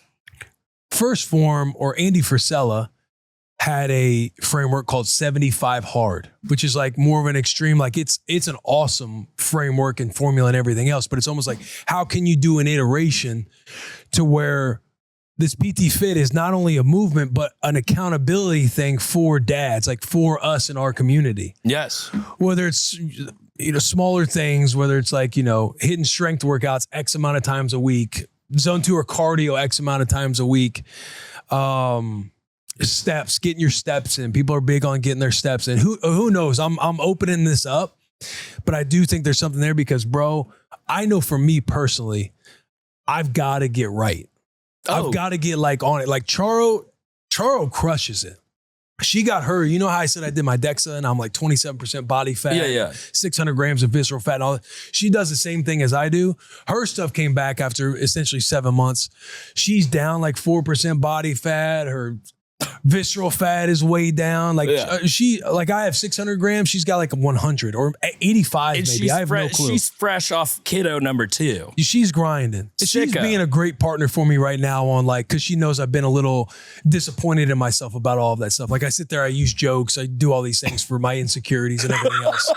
But she's been a great partner on like, how can we structure stuff? Because it's like waking my ass up earlier than, we already wake up at like 6:30 or 7 o'clock, get the kids going. She does the kiddos upstairs. I'm the dad who, whoever gets out to feed Waffle first, but I'm making breakfast and lunch for Rue and getting breakfast going for Scotty. Like we have our roles to where we crush it together. Yeah.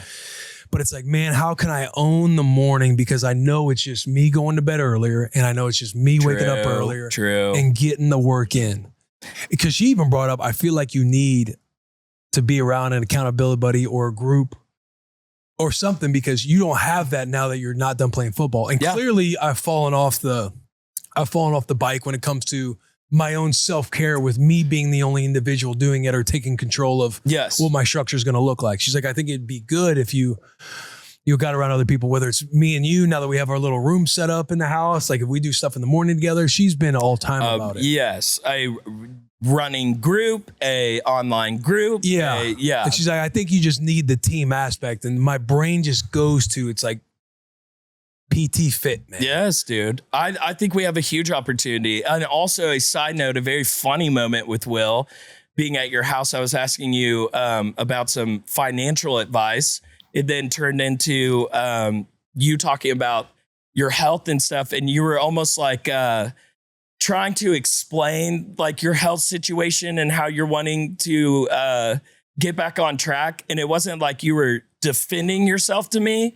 But in that moment, I wanted to be like, Will, do you see who you're talking to? Like, you got nothing, like, hey, don't worry. You're preaching to the choir, buddy. I'm right. I'm right there with you. I know. But not to soften the fact that you are very passionate about this, and I equally same. Can I very quickly, just because you like hit so many buzzwords, talking about first form, talking about 75 hard, all that stuff. I have a really great email from Emmett Rodriguez that touches on all that stuff. Can I read it? No shit. Yeah. Rip it. So Emmett says, what's going on, boys? Been a long time listener and now want to start by saying thank you. The laughs, the cries, the advice you have shared have given me a great perspective and better feeling going into my first baby boy. Let's go, Emmett. I want to talk about PTFit.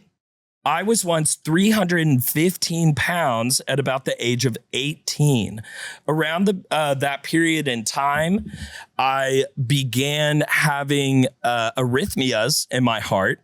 My heart would spike all over the place despite being an athlete in middle school and high school. I was severely out of shape. During this time, I was hospitalized for a week and had to have 2 ablations and coded during the second one. Coding is very serious for anybody outside of the medical realm. That's when the little thing beside the hospital's bed starts going dee, dee, dee, dee, dee, and everybody on the floor runs in. Coding is a big deal. Thankfully, I had a great cardiologist and nursing staff that shocked me back to life. While waking up, I would come in and out of sleep and listen to my parents talk about me and how they didn't want to lose me. This was the first time I saw my dad cry. Being the oldest, I quickly understood how they could have easily buried their child that week. The amount of pain and guilt I had created for them, I knew I had to change. Once medically cleared, I began my fitness journey, dropping to about 250 over a year. Go. 315 to 250 in a year. Then I found first form, became a Legionnaire while applying for physical therapy school and committed to 75 hard. Through that, I got down to 185. Oh my God. 185 from 315 to 185. And probably the healthiest I have ever been. He's now 29 years old and exercise is his career now. As a physical therapist, I prescribe exercise, so I have to look the part, but I had to let myself go a bit. Currently 220. But now that I'm expecting my first son, I have recently been moved by living to see him grow and being able to play and run with him, show him how badass his dad is, and inspire him to always prioritize health.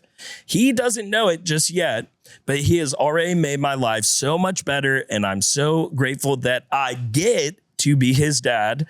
Best from Fort Worth, Texas. I'm telling you, there's something in the water. He also that juices me up, man. He provided these pictures. That's Frisella, right there on the right. The guy he's in the photo. No way. That's the dude. Andy. Yeah. Okay, sick. They're awesome. They're awesome people. Missouri boys. Really? Yeah. When we went out to do the Anheuser-Busch, at HQ, we went to their place. Like I was on Andy Frisella's MFCEO podcast like back in 2015.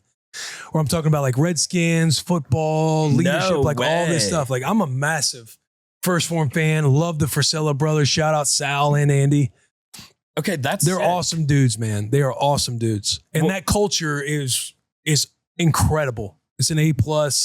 Like people that go onto it and buy into it, it's all time. Will it's A+. To compliment them, if there's any First Form people listening, when Will went and visited their office, you said something to the effect that it was like touring a football program, like when y'all do the spring tours, and that it was the best run football program that you have come across as far as team buy-in and mentality within the doors. Their culture, operation, people, the way they do anything is the way they do everything. Yeah. Core values. It was fun to go to because you almost get inspired with our own business culture and everything else, because the way they do everything is very tight, but also everybody is bought in because they do personal development stuff with their company. It's clean. It's beautiful. It does seem like someone sunk money into a perennial D1 university. Yeah. It's as close to a football facility in college, Division I, as you would get, in my opinion, to any company culture. That's not like in football. You know what I mean? There's supplements, there's fitness, there are all these other things, but it's incredible, man. Truly, it's incredible. That's so sick, dude. And I love how much it got you amped from coming back. You talked to individually everyone in the office, and I got to hear you each time telling a different fact. But the word isn't fact. It was like a different thing about, attribute about their company that you had forgotten, a detail. A different detail that you'd forgotten. And you'd be like, oh, hey, bro. They don't even have cleaning. They don't even have a cleaning crew in the office. They pick it up. You don't pick it up, they dock your pay. Imagine if I did that around here. What do you think would happen? I'm sitting there with like 8 cups on my desk. I'm like, yeah, you're not wrong. I mean, good call out. This is the last new dad comment. I'll just read it really quick. What else do we have? Because I know we've been rocking. Yes, we can hit this because there's 6 over here I haven't read. Sometimes you just gotta think we're rolling. You just gotta have an instinct to be like, okay, we don't crack a cold one. Let's crack a cold one. PT sickos, MT sickos, ST sickos, and Goon Berets. Goon Berets. And the Goon Berets. I feel like we haven't been mentioning them enough, but somebody we have been mentioning enough because we can't stop talking about them is Olipop. And Will, and this is a bit of a spoiler, I have your 3rd favorite flavor right here. You do? According to our taste test video on Olipop, our blind taste test video that will be dropping later this week, potentially. I have an update. Update me. Classic Grape is now back in 2 zone. What? They're number 2 now. Whoa, yep. Really? It happened over the weekend. Really? Yeah. I think I've hit the watermelon lime way too much. Yeah. And honestly, tasting the Classic Grape on the taste test led me to drink another one over the weekend. And I'm like, I mess with grape. I mess with grape heavy as well. And that was from the blind taste test. Funny enough, I walked away with the Classic Grape and the cherry. I was messing with the cherry heavy, and I've never messed with any cherry flavor. If I'm picking flavors, cherry's never at the top, but with Olipop, yeah. I mean, it was maybe number 1. I forget my rankings. However, Olipop, it's one of our favorites. We talk about all the time. I'll take a little sippy poo. And just while he's taking a little sippy poo, Christian McCaffrey, he posted a carousel over the weekend on Instagram, and my man's ripping an Olipop. No, he was not. I promise. Yep. That's facts. Is that on Instagram? Yeah. We made that community's growing. With Olipop. It is. Arm in arm. Arm in arm. And what Olipop is still, guys, doing the buy any 2 cans of Olipop in store, and they will pay you back for one of the cans. This is one of the best deals that I've seen that has also run for the longest I've ever seen. We've been telling the PT sickos about the buy 2, they'll pay you back for 1 for a while now. Mm-hmm. You're getting free Olipop. You're getting free Olipop. It's that easy. They Venmo and even you. if you buy Olipop, you're getting free happiness in return. You're getting free happiness. It's a BOGO deal that you can do anywhere. You don't have to shop at any certain type of store. They're in all types of retailers, all types of gas stations in the drink section. You just send them your receipt and they pay you back for one of the cans. You're cooking right now. Works on any flavor at any retailer. drinkolipop.com/BWTB for more information. Olipop is sold online at drinkolipop.com and Amazon and is available in the soda aisle and with the chilled beverages at thousands of retailers nationwide. That's including Walmart. That's including Target. That's including Costco. That's including Whole Foods. Thank you so much for taking the time to listen. I'm my number 3 right now. Still love it. Just had a lot of it. I have my grape. Crack a cold one brought to us by Olipop. Brought to us by Olipop. Absolutely delicioso. That's Spanish for delicious. Delicious. My crack a cold one is going to go to The Weekend with Scotty. I've watched Scotty solo before when she was a lot younger, and Charo took Rue to London. Charo takes Rue everywhere. Why is she taking you? But yeah, I know. Well, she did offer, and I was like, I could kick it out. You're gonna take Rulo? Not my firstborn. Oh. But getting to rock with Scotty. Scotty's again 16 months. Yes. And I feel like the 15th, 16th month part is where personality really starts coming to life.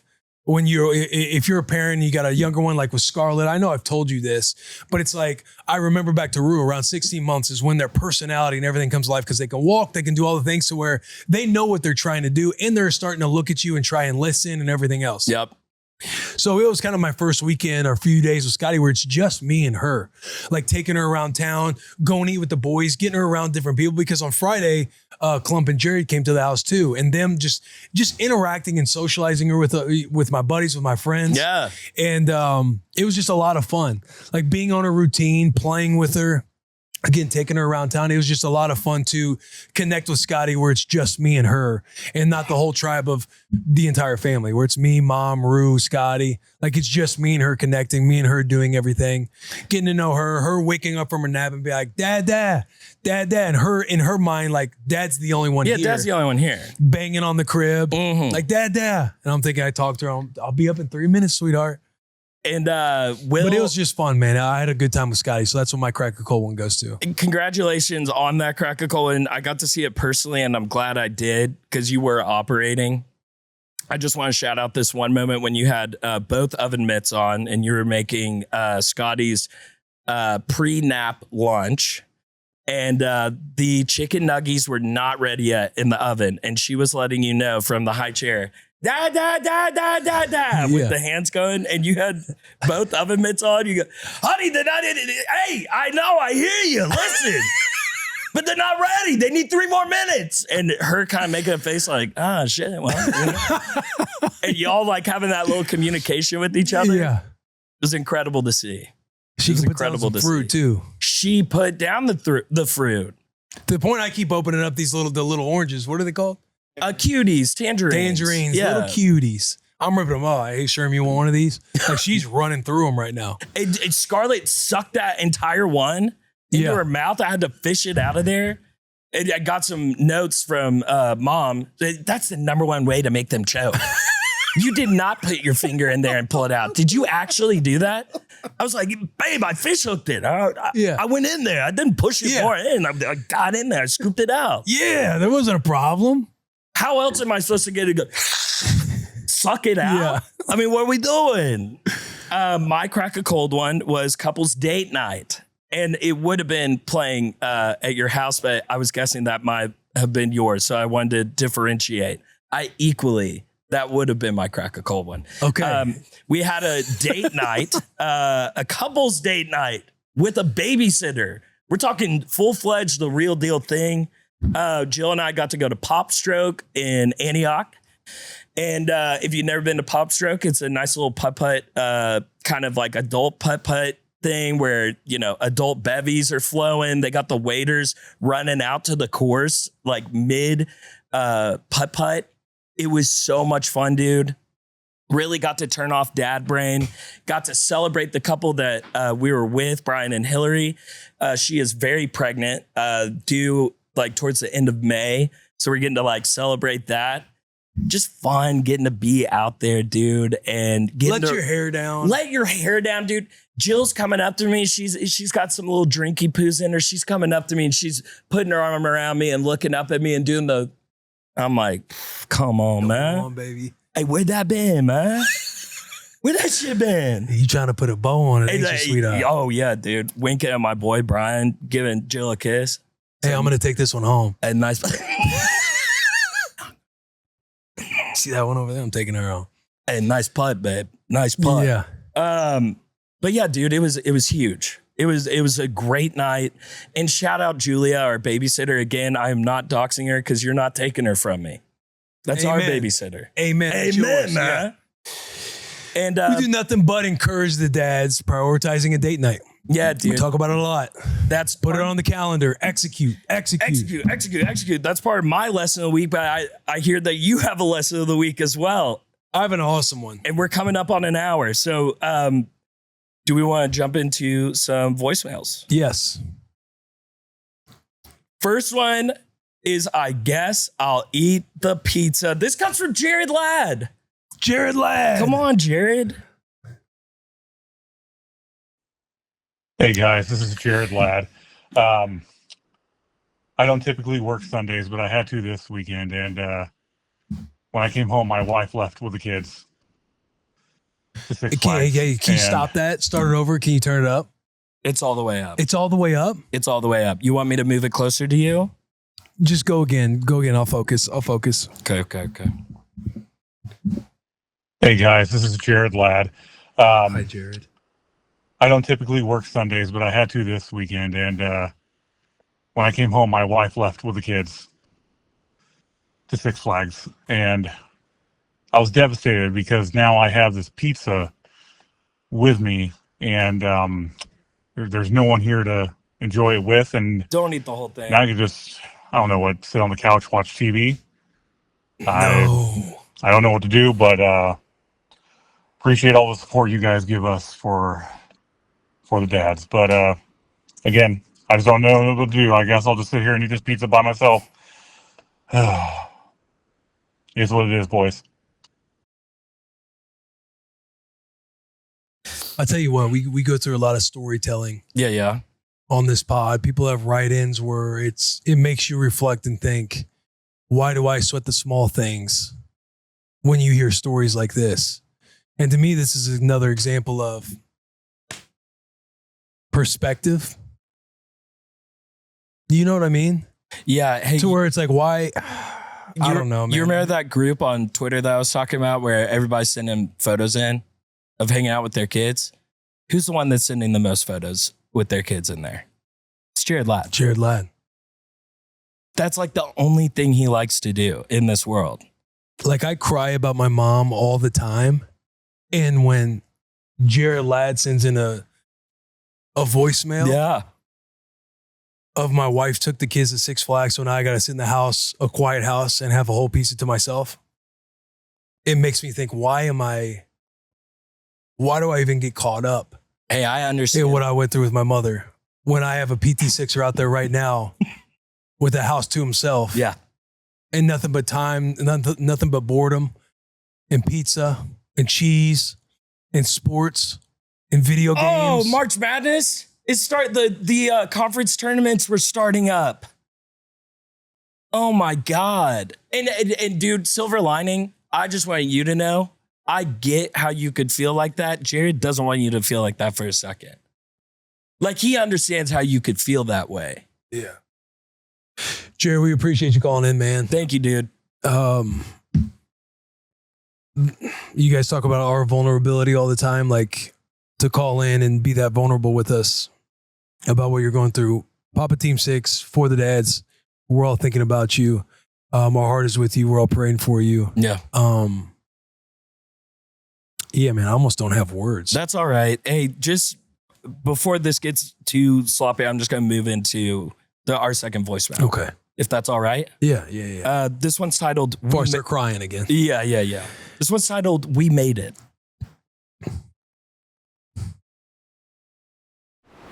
What's up, boys? Andy here down in Florida. What's up, Andy? Just bought my family a lake house. We made it, fellas. Did. That's all I had to say. Feeling very accomplished dad. Brother, is that it? Let's go. Let's go. That one right there, you just go out and you stand and you look at the lake and I got this house for the fam. Like, that is a goal that he should be so damn proud of himself. And brother, whether it's a boat, a sea-doo, a pontoon, whatever it is, that very first time that you're pulling out into the water, get that Skrilla. Get that bumping on the boat, dude. And also grab the most sentimental song that you have and just stop the boat somewhere out in the middle and just stop it, have some peace and quiet, play the most sentimental song you can, and just maybe a tear rolls down your face because you should be so damn proud of yourself for getting to a point where I bought my family a fucking lake house. And fucking belt that song too. Like all the sacrifice, the responsibility, everything. Yes. Feels so worth it when you're going to have that moment. Grinder. Very quick note. Jill and I did like our own little vows, like separate of the wedding ceremony before, and that was like the dress reveal too. And hey, you know your boy, so I'm sobbing. I'm crying. I'm getting through it. Number 4 on that list, Jill Young. Yeah. I promise to you that I will purchase waterfront property and we will sit on that front porch and we will be wrinkly and old and we'll be holding hands and rocking chairs. Vowed it. I love that. On God. On God. And when you guys are sitting on that front porch and looking out when the sunset, golden hour, halfway sitting there, you see all the different shades of orange and purple and red and pink reflecting on the water. You just suddenly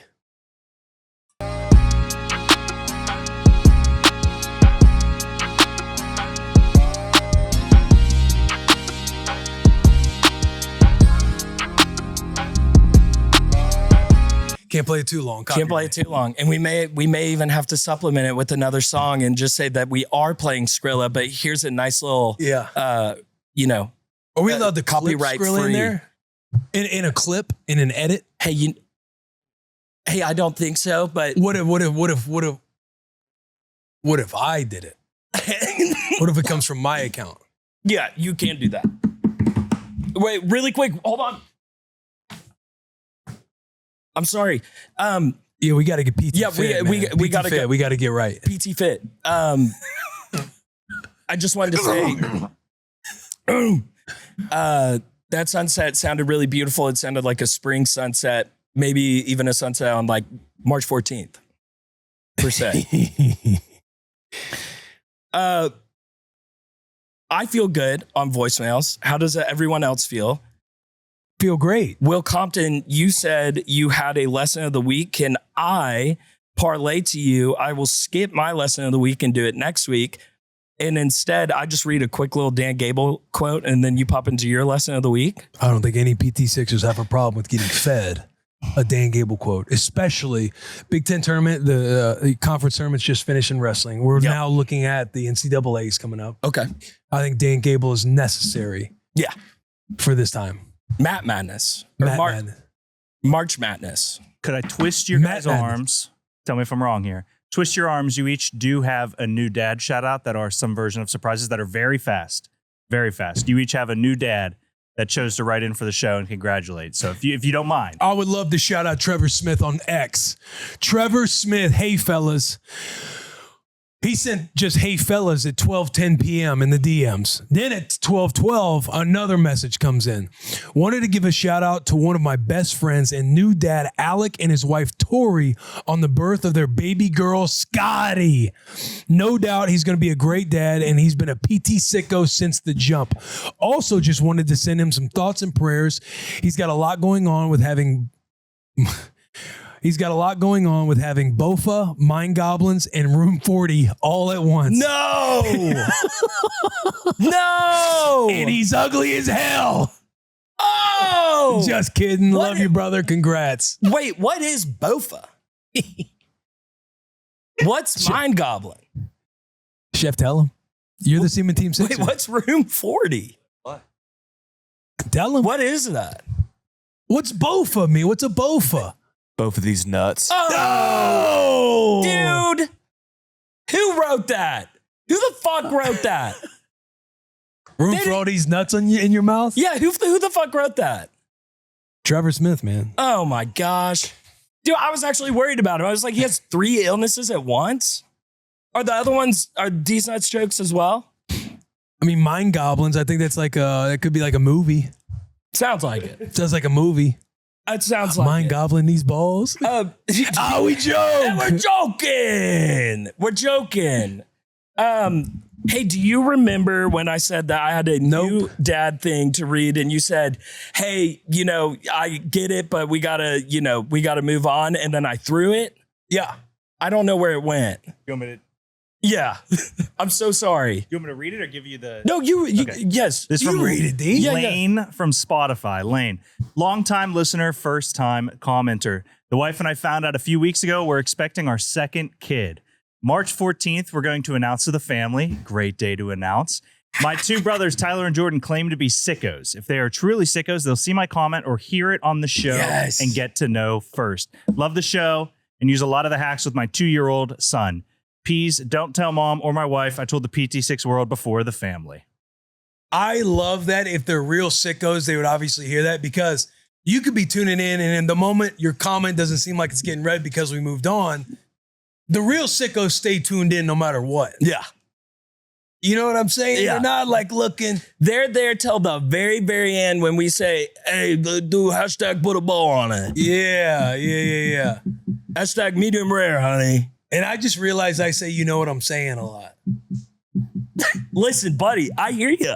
That's okay. Yeah, buddy. That's okay. Listen. Hey, listen.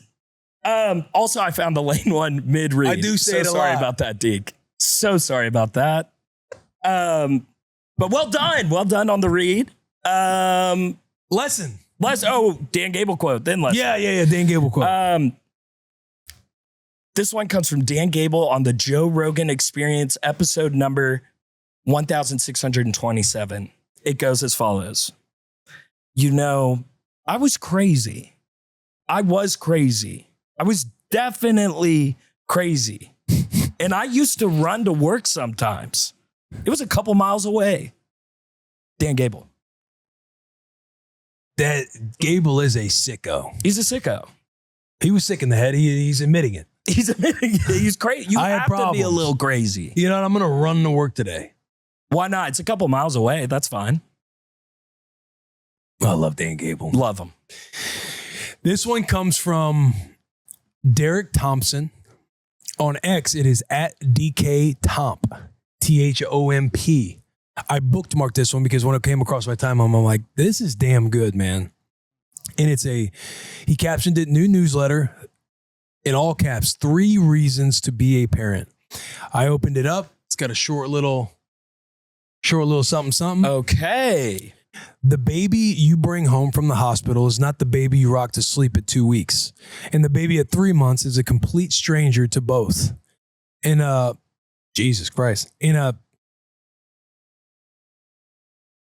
We might have to edit this up. In a phenomenological sense, is that it? That sounds great. Phenomenological sense. Okay. Let's start that over. The baby you bring home from the hospital is not the baby you rock to sleep at 2 weeks. And the baby at 3 months is a complete stranger to both. In a phenomenological sense, parenting a newborn is not at all like parenting a singular newborn, but rather like parenting hundreds of babies, each one replacing the previous week's child, yet retaining her basic facial structure. And this is a quote, parenthood abruptly catapults us into a permanent relationship with a stranger. That Andrew Solomon wrote in Far From the Tree. Almost parenthood catapults us into a permanent relationship with strangers, plural to the extreme. That's a lot. We got a lot of verbiage. When you become a parent, you meet your child. And then you meet your child again and again, and every day after that. You will never stop meeting your child. That is the one reason to become a parent. To have a child is to fall in love with 1,000 little beautiful strangers. And I think that could not be more true. Yeah. I definitely feel that way. I feel like I'm getting to meet a new person every single morning. It does feel that way. Yeah. And just again, like all the thinking about all the new versions. Like now I think back to my Crack a Cold one and getting to spend time with Scotty at 15 months compared to when I watched her when she was a lot younger. Yeah. Because I know I'm hanging out and building a connection with a completely different person because she's a little bit more with it. So there's an element there that I'm getting a lot more joy from. Not that I didn't have joy when she was a little baby. Yeah. But you do feel like you're with a completely new person. But I love that perspective. He does have it's a newsletter. You'd sit there and click on the link and read all 3 reasons. One being loving strangers. The second one being ride the rides. And 3 is titled Another Way. So this is his whole write-up on being a dad. That's sick. And that's just getting straight posted to Twitter. Yeah, yeah. And then under it, like, you know how you'll do the thread, he's got his link to the overarching all 3 reasons why, and he dives in on what it's like for him being a dad. Oh, got it. And that was kind of the surface level, which again, a lot of verbiage. I would have sit there and had to type in and Google some definitions on a couple of these words. You know what I mean? The phenomenologic of them. Yeah. But I do love the perspective on you are always meeting your child, coming across a different version every day. And they all pour into every day that you have with them, pours into the next day, which pours into the next day. So even as a parent, when you think they're not going to remember this, or because you as an adult now can't recollect all of these memories from when you were before, 4 years old? Maybe somebody has a phenomenological memory when they were 2. You know what I mean? Yeah. You know what I mean? Yeah. But just knowing that everything is so foundational for the next version that the kid's going to be. It is. A very kind of scary, eye-opening experience was I've mentioned on this show, we'll do very small amount of screen time with Scarlett with the Mickey Mouse Clubhouse. Yep. And that's really it. We've only done Mickey Mouse Clubhouse to this point. Jilly Bean's at Target and shows Scarlett this Minnie Mouse doll. Scarlett went ballistic. It's her favorite thing in the world. And there was like Jill could tell that she was like, I know that thing. Yeah. I know that thing. Yeah. That's crazy, dude. Yeah, She's how many months old? 8? Yeah. And that's not to say like, oh, Scarlett's a super smart 8-month-old. It's just that, you might not think that stuff's impressionable. Obviously, she's, recognizing something. And just witnessing all the development is just so fun. Yeah. Fascinating for the parent when you see the next iteration of like, oh, damn, she knew what that was. Yeah. And you're seeing them grow up in real time. It is the best. It's the best. You know what I'm saying? What else is the best, Will? If there was a date on the calendar, just to like put a bow on this episode, if there was a day on this calendar, if I don't think too long term and what's in front of me? What's the micro? The micro is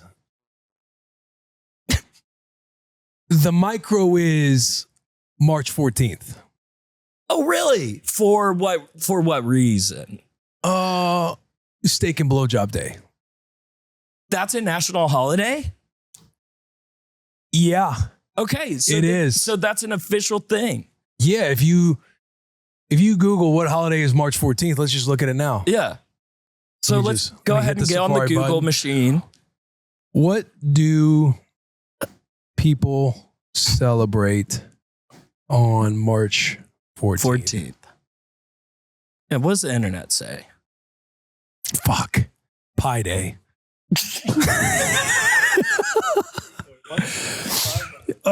International Day of Mathematics, Genius Day, National Potato Chip Day, and Bake a Pie and Solidarity Day. Oh, so now I get a steak, a blowjob, and a pie.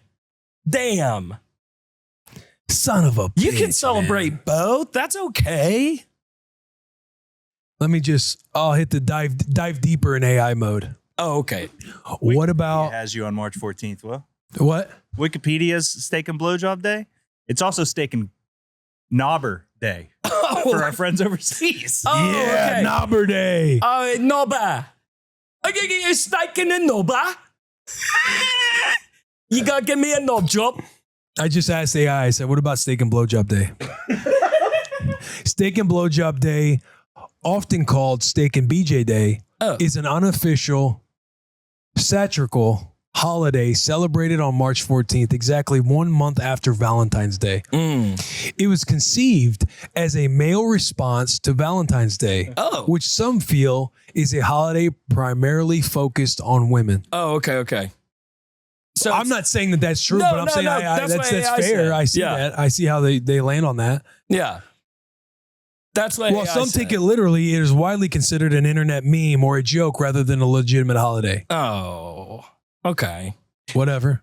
Okay. Well, it's near and dear to some people's hearts. It's not recognized by any government or greeting card company and remains largely a viral internet phenomenon.